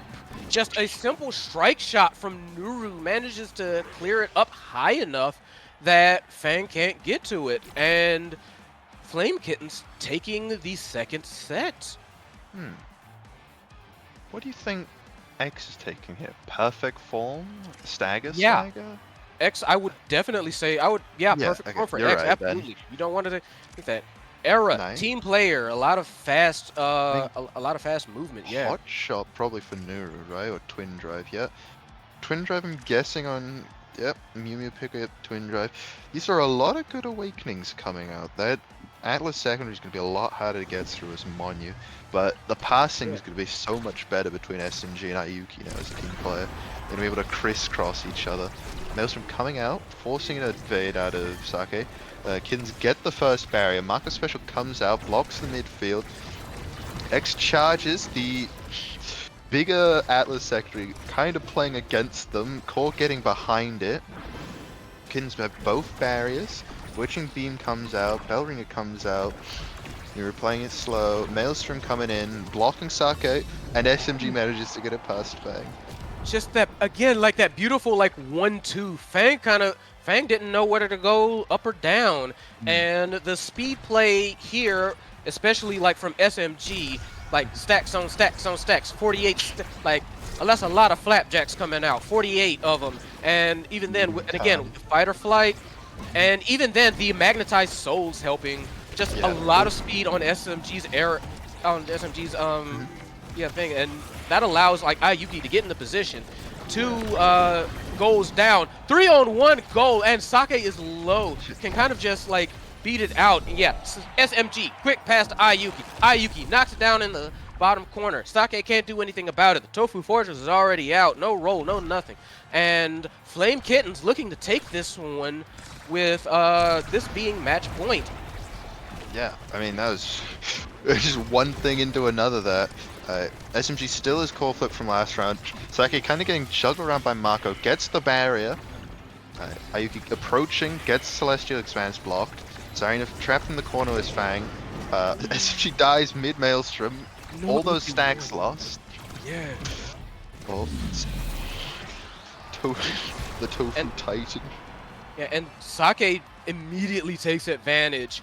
Hits it up corner. That is a big, big loss for Flame Kittens. All those stacks reset. All that speed gone. Like the enchantment still allows for like some brief spurts of it, but SMG was making some crazy passing plays thanks to that speed that stacks on stacks gave them. And that has to be built back up now. And that's not going to that's going to be a bit of a rough road because now Fierce Fury kind of like knows what the score, and it's not something that they can't like avoid now. Now those Tofu Fortresses will be able to block them off a lot faster. Now Zarif can actually put up a more sustained offense, a more sustained passing game, and you're seeing that now. Both barriers are down for Flame Kittens. Ayuki does doing the best they can. One barrier down, and now they've a whole lot of more fight coming out of Fierce Fury, and that might have been the break that Fierce Fury needed. Yeah, I mean, I think we'll see SMG get back to that 150. They're already on 70 now, but that loss of momentum really hurting them. Firewall Sentry and Tofu Fortress coming up, but Marco Special saves it. Does not actually save the first barrier. Atlas Special's coming out to heal. SMG and Nuru both have core flip. Fang has one too. Are we going to be able to see Ayuki get first barrier for Kittens? Nope. Gets KO'd by Zarina. Firewall Sentry comes out. They get the second barrier. I think we'll... Oh, unfortunately, double core flip from Nuru and SMG. I think SMG might be able to keep the contest up with Fang and Zarina. Manages to keep it alive until Ayuki comes back. Looking a bit low though. Might want to play it safe. Gets the ore. Zarina still has core flip. Might be able to... Trying to kill SMG. Reset those. Resets the stacks. SMG is dead again. Firewall Sentry comes out blocking Nuru from saving that. And the set goes to Fierce Fury. Oh, that is just brutal. It's very clear what happened. They found the kill on SMG and everything immediately turned Fierce Fury's way. And they get rewarded for it. Now, like, Fang gets his pick of the litter. We could get that unstoppable or missile propulsion. On the other hand, the Era does get Castellast, which could help buffet that problem. So maybe we could see what's going on. X, like, gets. I think X had to take Spark there because Dubu's already on speed and strength Spark. If that would have been devastating if that was Spark Resilience and he got it because he has peak performance. Right, Sentry comes out, Mako Special comes out, Fierce Fury gets both barriers. Right. Maelstrom is charging up, Tofu just comes out, they're just bullying SMG, Fierce Fury have found their play, they're going to try and bully Fierce Fury, SMG out of getting his stacks on set. He's had to come back for a bit of healing. Ayuki picks up the first barrier for Kittens, SMG pushes it back to Ayuki, goes back to Sake, Mako secondary pushes it back, can Ayuki get it past Fang, Bellringer comes out, doesn't connect, Maelstrom blocking the shot almost, they're end up losing half his health, Firewall Sentry comes out, Fang has core flip, but too far, too far forward actually, almost gets it on Nuru, just fast enough, he comes back, goes through the portal, comes back through the portal, Sake has core flip, and Tofu Fortress, Nuru has flip, and so does Ayuki.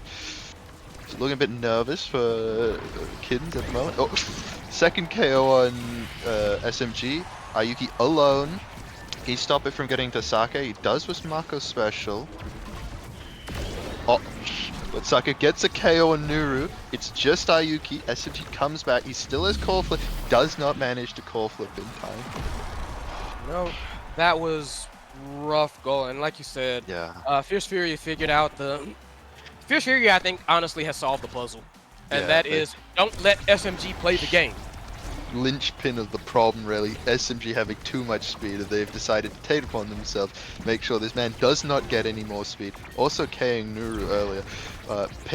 Fierce Fury pick up the first barrier. Mako Special comes out. And Ayuki has core flip, gets barrier. Celestial Expanse comes out but doesn't save it. Nuru still is unstoppable. Ayuki playing forward. Zarina trying to apply pressure to Ayuki to get him out. Firewall Sentry blocks off the goal. Ayuki looking a bit low. Sake and SMG fighting the barrier. They get the barrier. SMG looking low again. Nuru banging the drums. SMG gets it, passes it to Ayuki. Ayuki push forward. Celestial Expanse is out. Maelstrom's coming in. It's not enough. Fang and Zarina managed to pick up the KO. It's just Nuru and SMG at the moment. Saki doing his best to put a lot of pressure on Nuru so he can't help SMG. Yep, beautiful counterplay to try and get out of the get the portal play nullified. SMG Ayuki trying to get that passing play that they were doing so successfully earlier on, but Sake and Zarina putting on a united front to be able to avoid it. Tempest comes out, takes out Sake. SMG one-on-ones Fangs, and SMG was flying at that moment. Managed to get that little bit of that old magic back. Yep. SMG at 94 stacks. 94 stacks. Soon we'll be seeing a speed and error come back. Gets the double beam on Sake and Zarina. The Firewall Sentry and Tofu Fortress come out. The core is having a major moment. Doesn't manage to get the barrier. Mako Special comes out. Nuru still has core flip. So does Fang. But Kittens get the first barrier, second barrier, and kill Zarina. Do not manage to get it through Fang. Forces out energy flip. Core flip. There's just too much pressure being put on Fang by Ayuki, so SMG manages to get the goal. If they could get one more goal, they'll be the winners of this match. Yep, beautiful passing. They got that passing play back online. SMG has their speed more or less back online, and a beautiful defensive effort by Nuru allowed him to get that gold. And now Flip comes out. Flip comes out, doesn't quite manages to use it to get the goal. They are trying to like push that thing through the portal as much as possible. Another Flip comes out, does not get it. Fang, little bit too late on the draw. Offensive push now by SMG and Ayuki. It had been working so well for them before, and now they're trying to get that running again. Again, Fang comes up, barely saves it, but saves it they do. SMG goes down again. All those stacks lost again. Ayuki trying to do their best to keep this offensive pressure going, and does not quite get it. Sake does manage to get the ensnare jumps. Does not quite make it. Does not quite save the barrier. However, Tempest comes out. Does not quite make it. However, SMG Ayuki trying to get that two-man front going on again. Sake still lurking in the wings dangerously. Does not get the goal. Nuru manages to save it. SMG manages to get it out, but it goes right back in. Sake tries to pass it to Zaryev, goes through the barrier. Zaryev trying to push this one-man front. Ayuki goes for the dribble, goes for the barrier break, does not quite make it. Flip says no. SMG misses the shot. Flip again does get the barrier. This time it is open goal for Fierce Fury. This could be their goal, but not quite. Zaryev feeds to Sake, flips it through the corner, gets the goal, gets match point, ties it up. This is it. This is game, match, series. This is for all the marbles right now. Well, for Flames Titans, they really need this one. They really need to push this one. Whew. Yep. I mean, that match to that point is putting it so much more into intensity. Zaryev hanging on for dear life. Nuru still has core flip. Sake isn't in position to Tofu Fortress. Is pushing up now. Will Tofu, but Nuru manages to save his core flip. Maelstrom's coming out to try and alleviate pressure. Sake does have core flip. Zaryev uses that. The SMB uses that. Forces Fang to core flip. Doesn't manage to get it through. Ayuki looking low. Might get KO'd. SMG trying to help get it out the corner. Does. Ayuki pushing forward with SMG. Manages to get it back to Sake. Sake has core flip. Will get it through Ayuki and Nuru. SMG and Nuru. Maelstrom coming back to try and force it through. Doesn't manage to get it. Expanse gets dropped to try and block the push. Healing coming out. Ayuki and SMG not managing to get forward. Sake playing the midfield. Fang getting it back to him. Primary putting X in a low position. Bewitching Beam comes out. The Glitch Pop gets a KO on Ayuki. Almost gets it to Nuru. Oh, the Tofu Fortress almost gets it through Nuru, but then Sake gets it through. Oh, that was so intense of a match. And Fierce Fury snatches victory from the jaws of defeat. Excellent attempt by Flames Kittens. They were this close. They were inches. They were centimeters away from it. But what happened was that Fierce Fury managed to recover. They managed to realize, okay, SMG's the linchpin. Let's go for it. And basically, they adapted. And here's the thing: Flames Kittens very nearly counter-adapted, very nearly managed it, and just weren't able to like hold on against a more revived Fierce Fury. Yeah, And, I mean, yeah. kind of go on from that. That didn't feel as bloody of a match as some of the previous ones, but just look at the damage that's being dealt at by both teams. Ayuki at 68,000, Zaryev at 57,000, 7 KOs on Ayuki, 5-3 and 3 on Fierce Fury. That was just a brutal match. Yeah, for both sides. Like, good effort from both, but yeah, it was just a little bit much, and I kind of want another match. I'll be honest, I want another match. That match was so tense, so good as well. Such like interesting gameplay coming out. I thought the Mako Era X was just great to watch. Like the conflict between just attritioning the corner fight versus just mobility between the two forwards. But I think both teams played so well there. That was great to watch. Yeah. We ain't got another one? We sure we ain't got another one? Just one more, you know, a little bit more. No, I believe that is all she wrote. So, I think. Do we have another? Do we have another game, or is that it? I think that's the last game. Yeah, I think that was. I think that was all she wrote. Mhm. So, anything else from you? I don't think so. I mean, I'd just like to thank everyone for coming. I hope, personally, as a person who doesn't like walking in the rain, I hope it wasn't raining too heavily for Zarina for their walk back. But other than that, not much. How about you? I think like these games were quick, they were brutal, they were bloody, but they were awesome. So Yeah. hey, folks, do not go anywhere. We still have the post show. We still have words for you. It's not gonna be me saying it though. My throat is killing me. So, guys, hope you enjoyed it. See you again soon. Bang bang. We are out.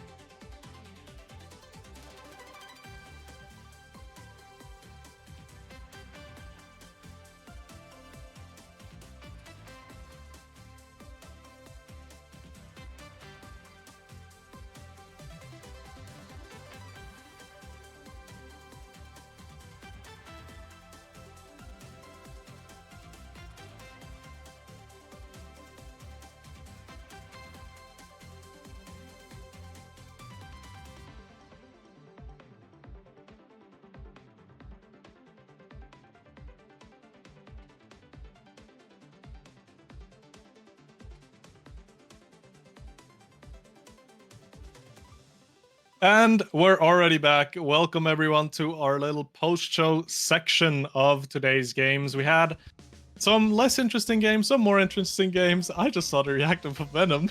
That's crazy. And yeah, I have some wonderful guests with me. Welcome Atta. Hello, hello. Hello, Venom. Oh, it spins. Yeah, it spins when I'm talking. And how's it going, Sake? Going good. All right, yeah. We had quite a few interesting games today, right? You can see the results below us. Obviously, Eclipse home was a forfeit, as Eclipse wasn't able to field the roster for today's game, so that just is an automatic 2-0 to the side of Retirement Home. Not much to talk about there. I feel like we can immediately jump into the next game, which is the Fish 3 German one. And for that, Venom, first of all, you guys are, right, a little bit earlier in the season, you were in a little bit of a rough spot in terms of win rate, right? You were tied in the, I think, 0-2 section with Eclipse, but I think ever since have not dropped the game. Are you being able to are you confident to continue on this kind of like performance? Because you guys are competing for playoffs, as there are roughly 4 teams all in the same kind of area. Are you confident with, especially how you were able to play today, if you keep this up, you're going to be able to make it in that into that playoff slot? I mean, I definitely think we can make playoffs. Next week is probably going to be the biggest deal breaker. Yeah, we had a rough start. We kind of expected to lose to TFCT. We kind of expected to win versus FLK, but as we can see, like the match against us, the match against TFCT, and the match just now, they're absolutely an insane team. Definitely probably the most underrated one this season so far. But yeah, I still definitely think we can make playoffs, and I'm pretty optimistic about it, especially since we have shown greater results ever since we role swapped, like Donkas and me. Like now I'm playing forward, he's playing midfield. So yeah, I'm confident. Yeah, I mean, you gotta be, right? Otherwise you're not going to be able to find the results.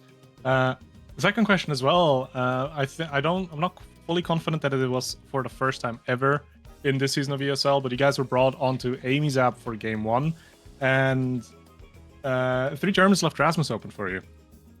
What was the thought process when that happened? Were you surprised? But like, just walk me through. How was the VC sounding at that point? We were definitely confused how they let us have Rasmus on Ivy's side, and then Juno as well. They pretty much let us have every single pick that we wanted, so we were definitely more on the confused side. But I guess we take it. I think maybe they had like a game plan to counteract those picks, but it didn't work out as well as they hoped, I think. Yeah, I mean the game was pretty like clear. So was the whole series, I feel like.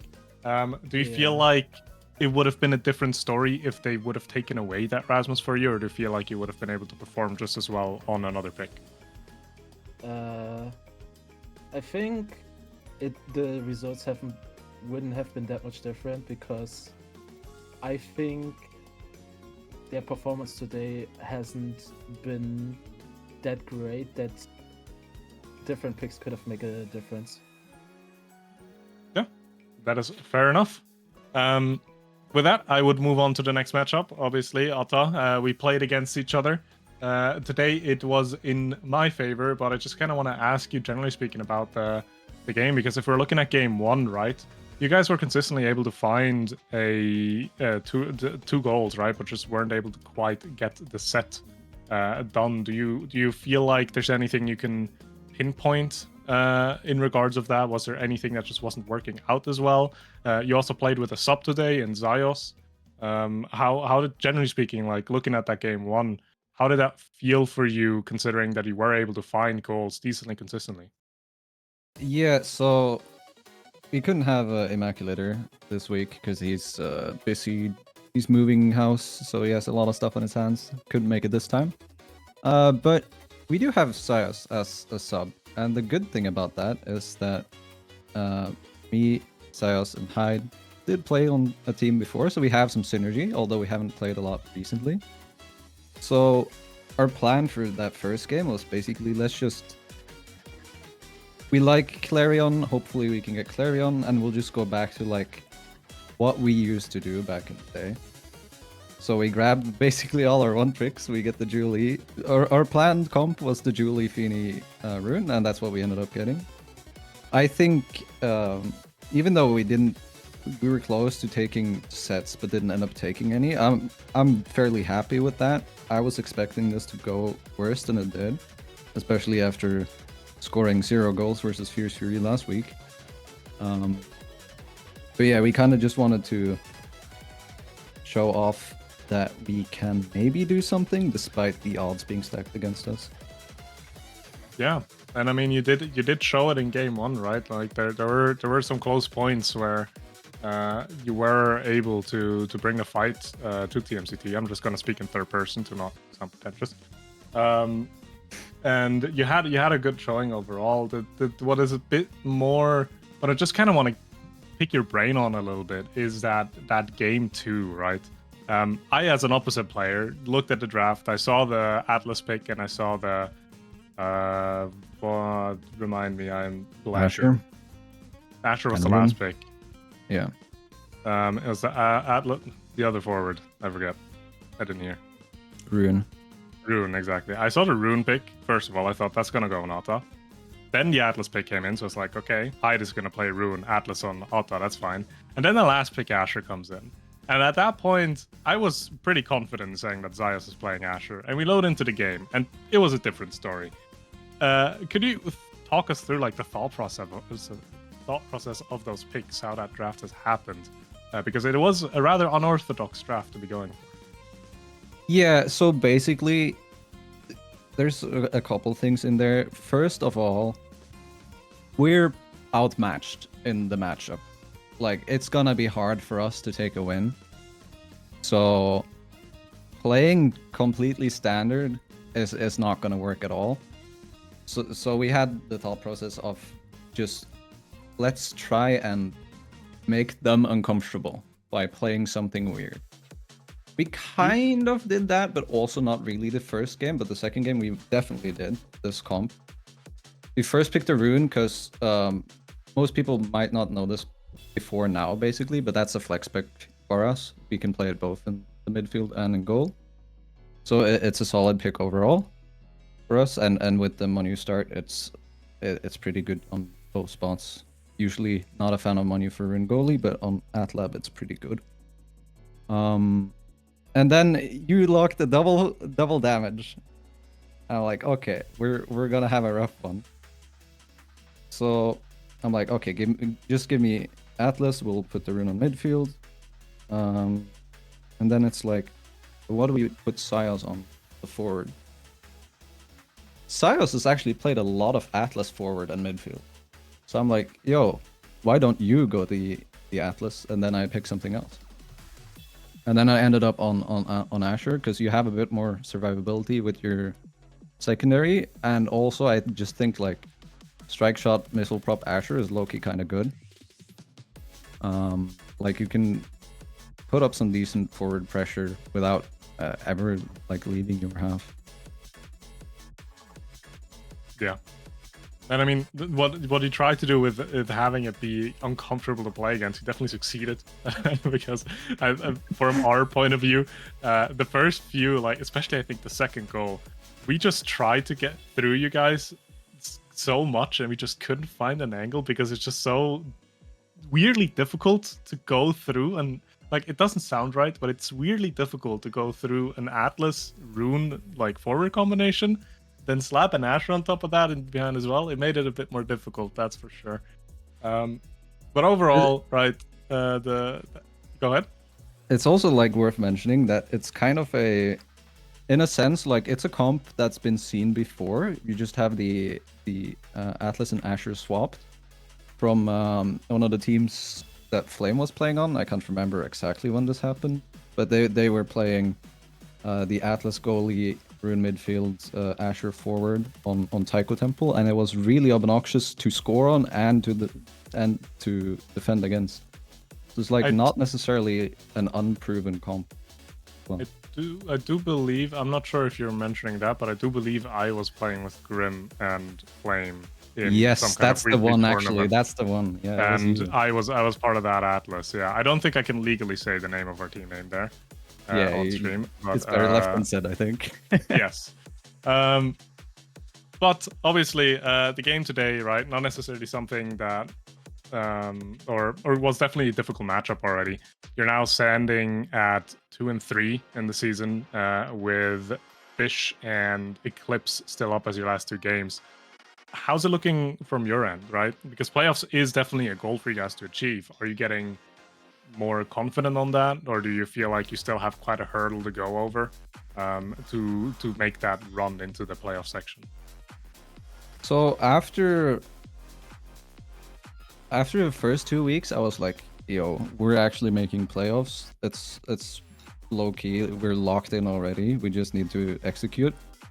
But that changed when Tripod Fish started playing the game. So now I'm a bit more unsure. I feel like next match against next week we're playing against them. It's gonna be a tough one. We're gonna see if we can get some good practice so we have a shot at beating them, but it's gonna be a rough one. If we beat them, we still need to like lock it in by winning against Eclipse. From the records, obviously we should be favored, but you never know with that team, especially if you give them their good characters. So you have to be careful on that one as well. But I'm a bit... Yeah, it's gonna be rough to make playoffs, but I believe we can do it. All right, that's the most important thing, right? You gotta have the confidence to go in, otherwise it's lost before the game starts. And then lastly, Soke.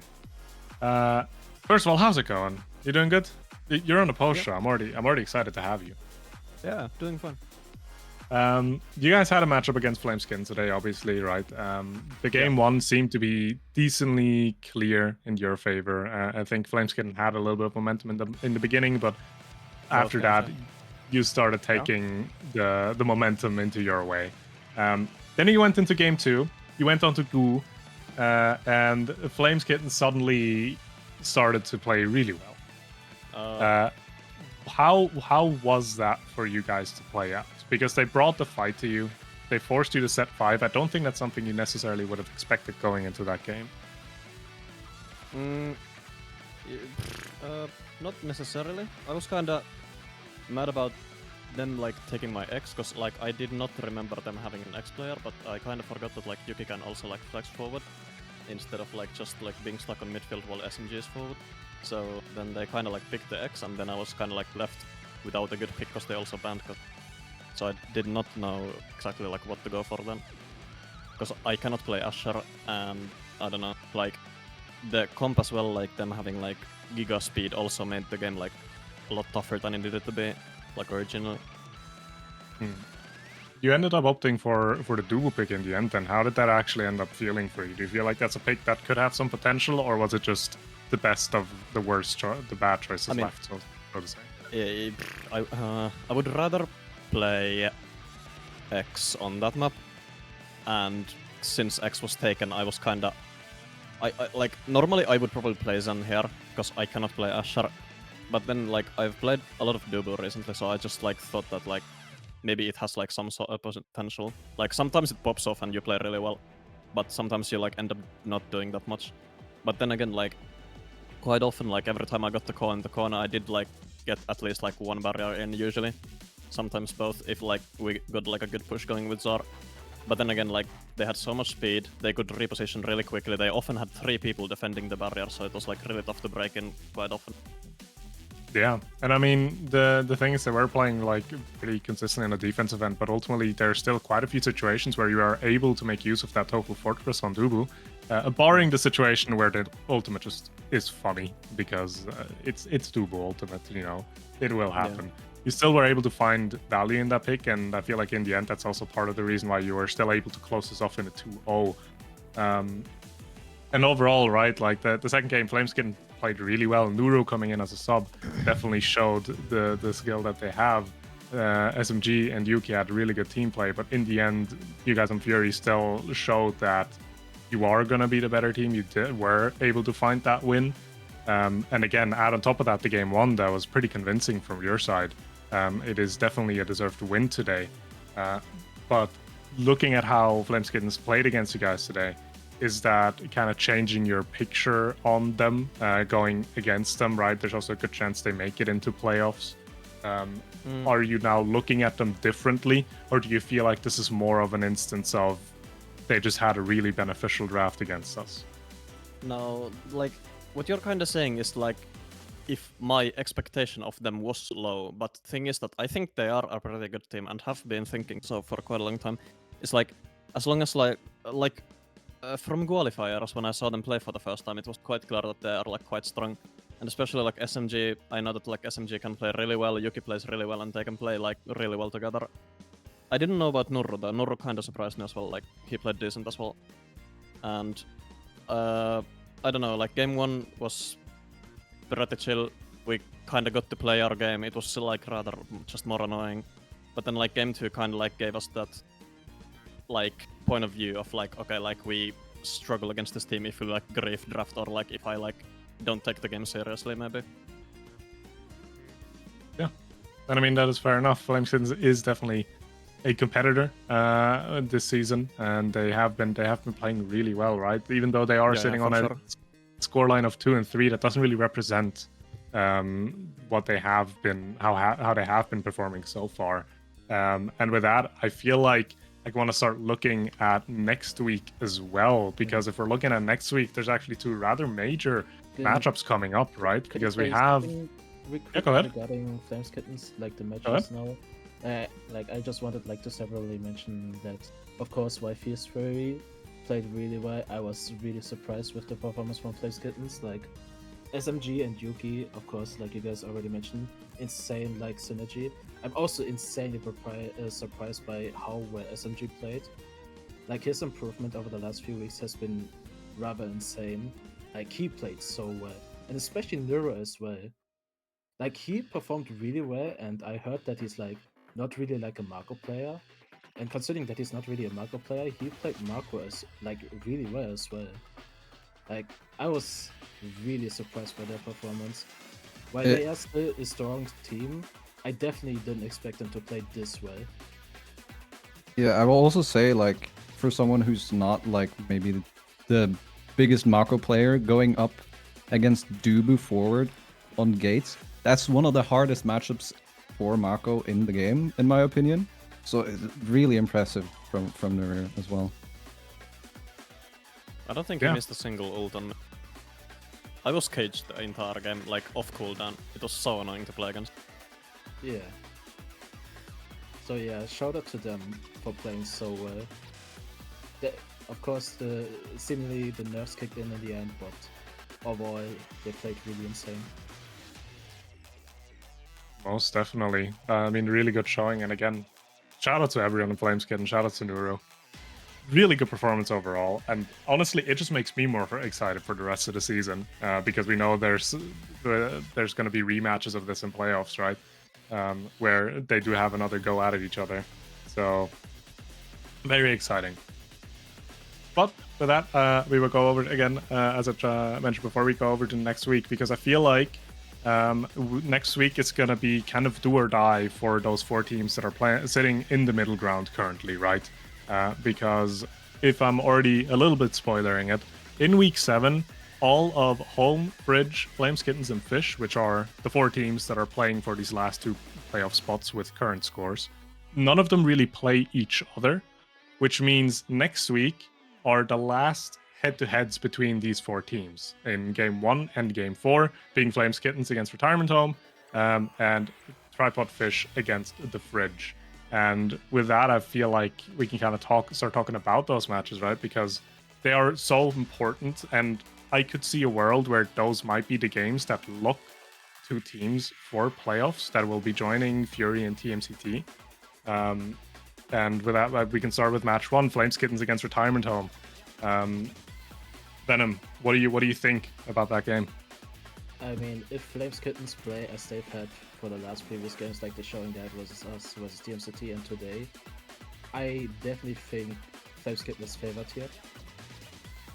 So I'm pretty confident that they can make playoffs. They just need to like work a little bit on the nerves. But other than that, I definitely think they're favored to win this. Would you agree or disagree, Otta?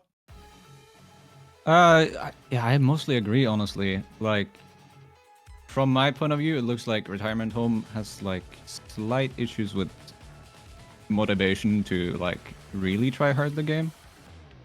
It looks like it's somewhat the opposite for Flames Kittens, and they've just been on the up and up. So I think we're likely to see a pretty close series. I think it's gonna be a banger. I hope Flames Kittens can put on another good showing. But I would still say I think it's slightly Retirement Home favored. But it's hard to make a call, to be honest. Yeah, most definitely, right? Both of these teams have a lot of potential. They've shown they've had a lot of potential. Then it's gonna be very much a thing of how are they gonna perform on the day. Sake, how's it looking from your end? Do you have any thoughts about this matchup? I'd like to think that Flames Kittens was to win this one. It's just cause like they've been getting a lot better like recently, and then again like Retirement Home only has like one active player who actually does play the game still, and the other are kind of like not that active. So I think I would favor Flames Kittens and would also like want to see them win as well. I think SMG needs a win. Yeah, most definitely. SMG has had a lot of good performances, but just haven't been able to have like those performances translate. So definitely an important match, an exciting match coming up. Really quick, just for completionist sake, obviously Fury, 3 Germans, and Eclipse TMCT are also 2 matches that are coming up. Going off of current standings, we do have some expected winners here, right? In Fury against 3 Germans and in TMCT against Eclipse. Just want to ask about both of these games. Is there anything you want to point out, maybe anything you disagree with, or do you think there might even be an angle for an upset somewhere? Starting with you, Sake. No. Venom? Please save Lucas. I mean, if Eclipse end up having Whistle on the roster, I think there's always a way for them. It's gonna be really hard. It's very unlikely, but there's a possibility that they can win. No, I don't believe it. TMCT has Whistle to. can pop off in insane ways, and if you then have Tanman on the Dubu, and Nero decides to become young again, then it's like doable. I think. As for like 3 Germans versus Sphere Fury, Sake is really good at being a menace to the enemy midfielder. Enemy midfielder is the core of 3 Germans. Lucas, I feel like, is the core of that team. Take out Lucas, you win. So I don't see a way for 3 Germans, sadly. All right, but quick and pretty clear statements about those games. Last one is Tribal Fish against the Fridge. Now, even though that is another game that I feel like has that importance of playoffs behind it, right? I feel like it might be a little bit more of a bigger challenge for Fridge to go up against Tripod Fish. We've already touched on it a little bit before. We have 2 people here that are going to be affected by that directly. Maybe let's go a little bit more into detail. Otta, going into that matchup, how are you guys feeling? Do you feel like you have that? Do you feel like you're even maybe the favorites going into it? Do you feel like you're coming in as an underdog? What's your kind of mentality going into that game, and what do you expect to happen? So I would say we're definitely the underdog in this one, which I like. I prefer being the underdog. It's easier for me. It would have been, I think, honestly more interesting if Venom and Donkers didn't swap roles, although they could probably still swap back in the moment, because then you would have the Rune Prio game once again, like we did have versus Flames Kittens, where the Rune is a really important pick. Not as likely to be a factor anymore. I think as for how we're gonna match up versus them, we're pretty aware of what we currently need to work on, and if we during this week can manage to work on that, then I think we have a good shot of winning. But I still think it's probably Tripod Fish favored overall. Venom, as the opponent of Ata next week, anything you want to add? How are you going into that game? I mean, I pretty much agree with everything that Atta said. He pretty much said everything that has to be said. We're definitely gonna go in with the expectancy that we win this. Of course, we're never gonna underestimate them, especially Atta. He can just like solo carry the game. He has that much like when he's in his comfort zone, he can be that much of a menace. But yeah, we are definitely confident that we win this, and we're gonna try to actually convert it. Yeah, then it's gonna come down if you're gonna be able to next week as well, right? And lastly, Sake, as the unbiased guest here, what are your thoughts on that matchup? I think I think Tripod Fish will win the game, but then again, like I would love to see like Fridge win just because of Ata, but I feel like it's like because like I think Ata is really good when he's like locked in. Like Ata has those moments where like he does not like do a single mistake and then he can actually like sort of carry some games. And I think in Tripod Fish's team there is not a consistent forward player that could be good enough to score on that flow state Ata, in my honest opinion. So I think it will ultimately probably come down to like character drafts and map drafts, but I think like because like Fish would have to like grief draft quite bad, I think. And I don't know, Foz is really good and consistent at drafting, so I don't think that will happen. So I think that's why I kind of like favor Fish.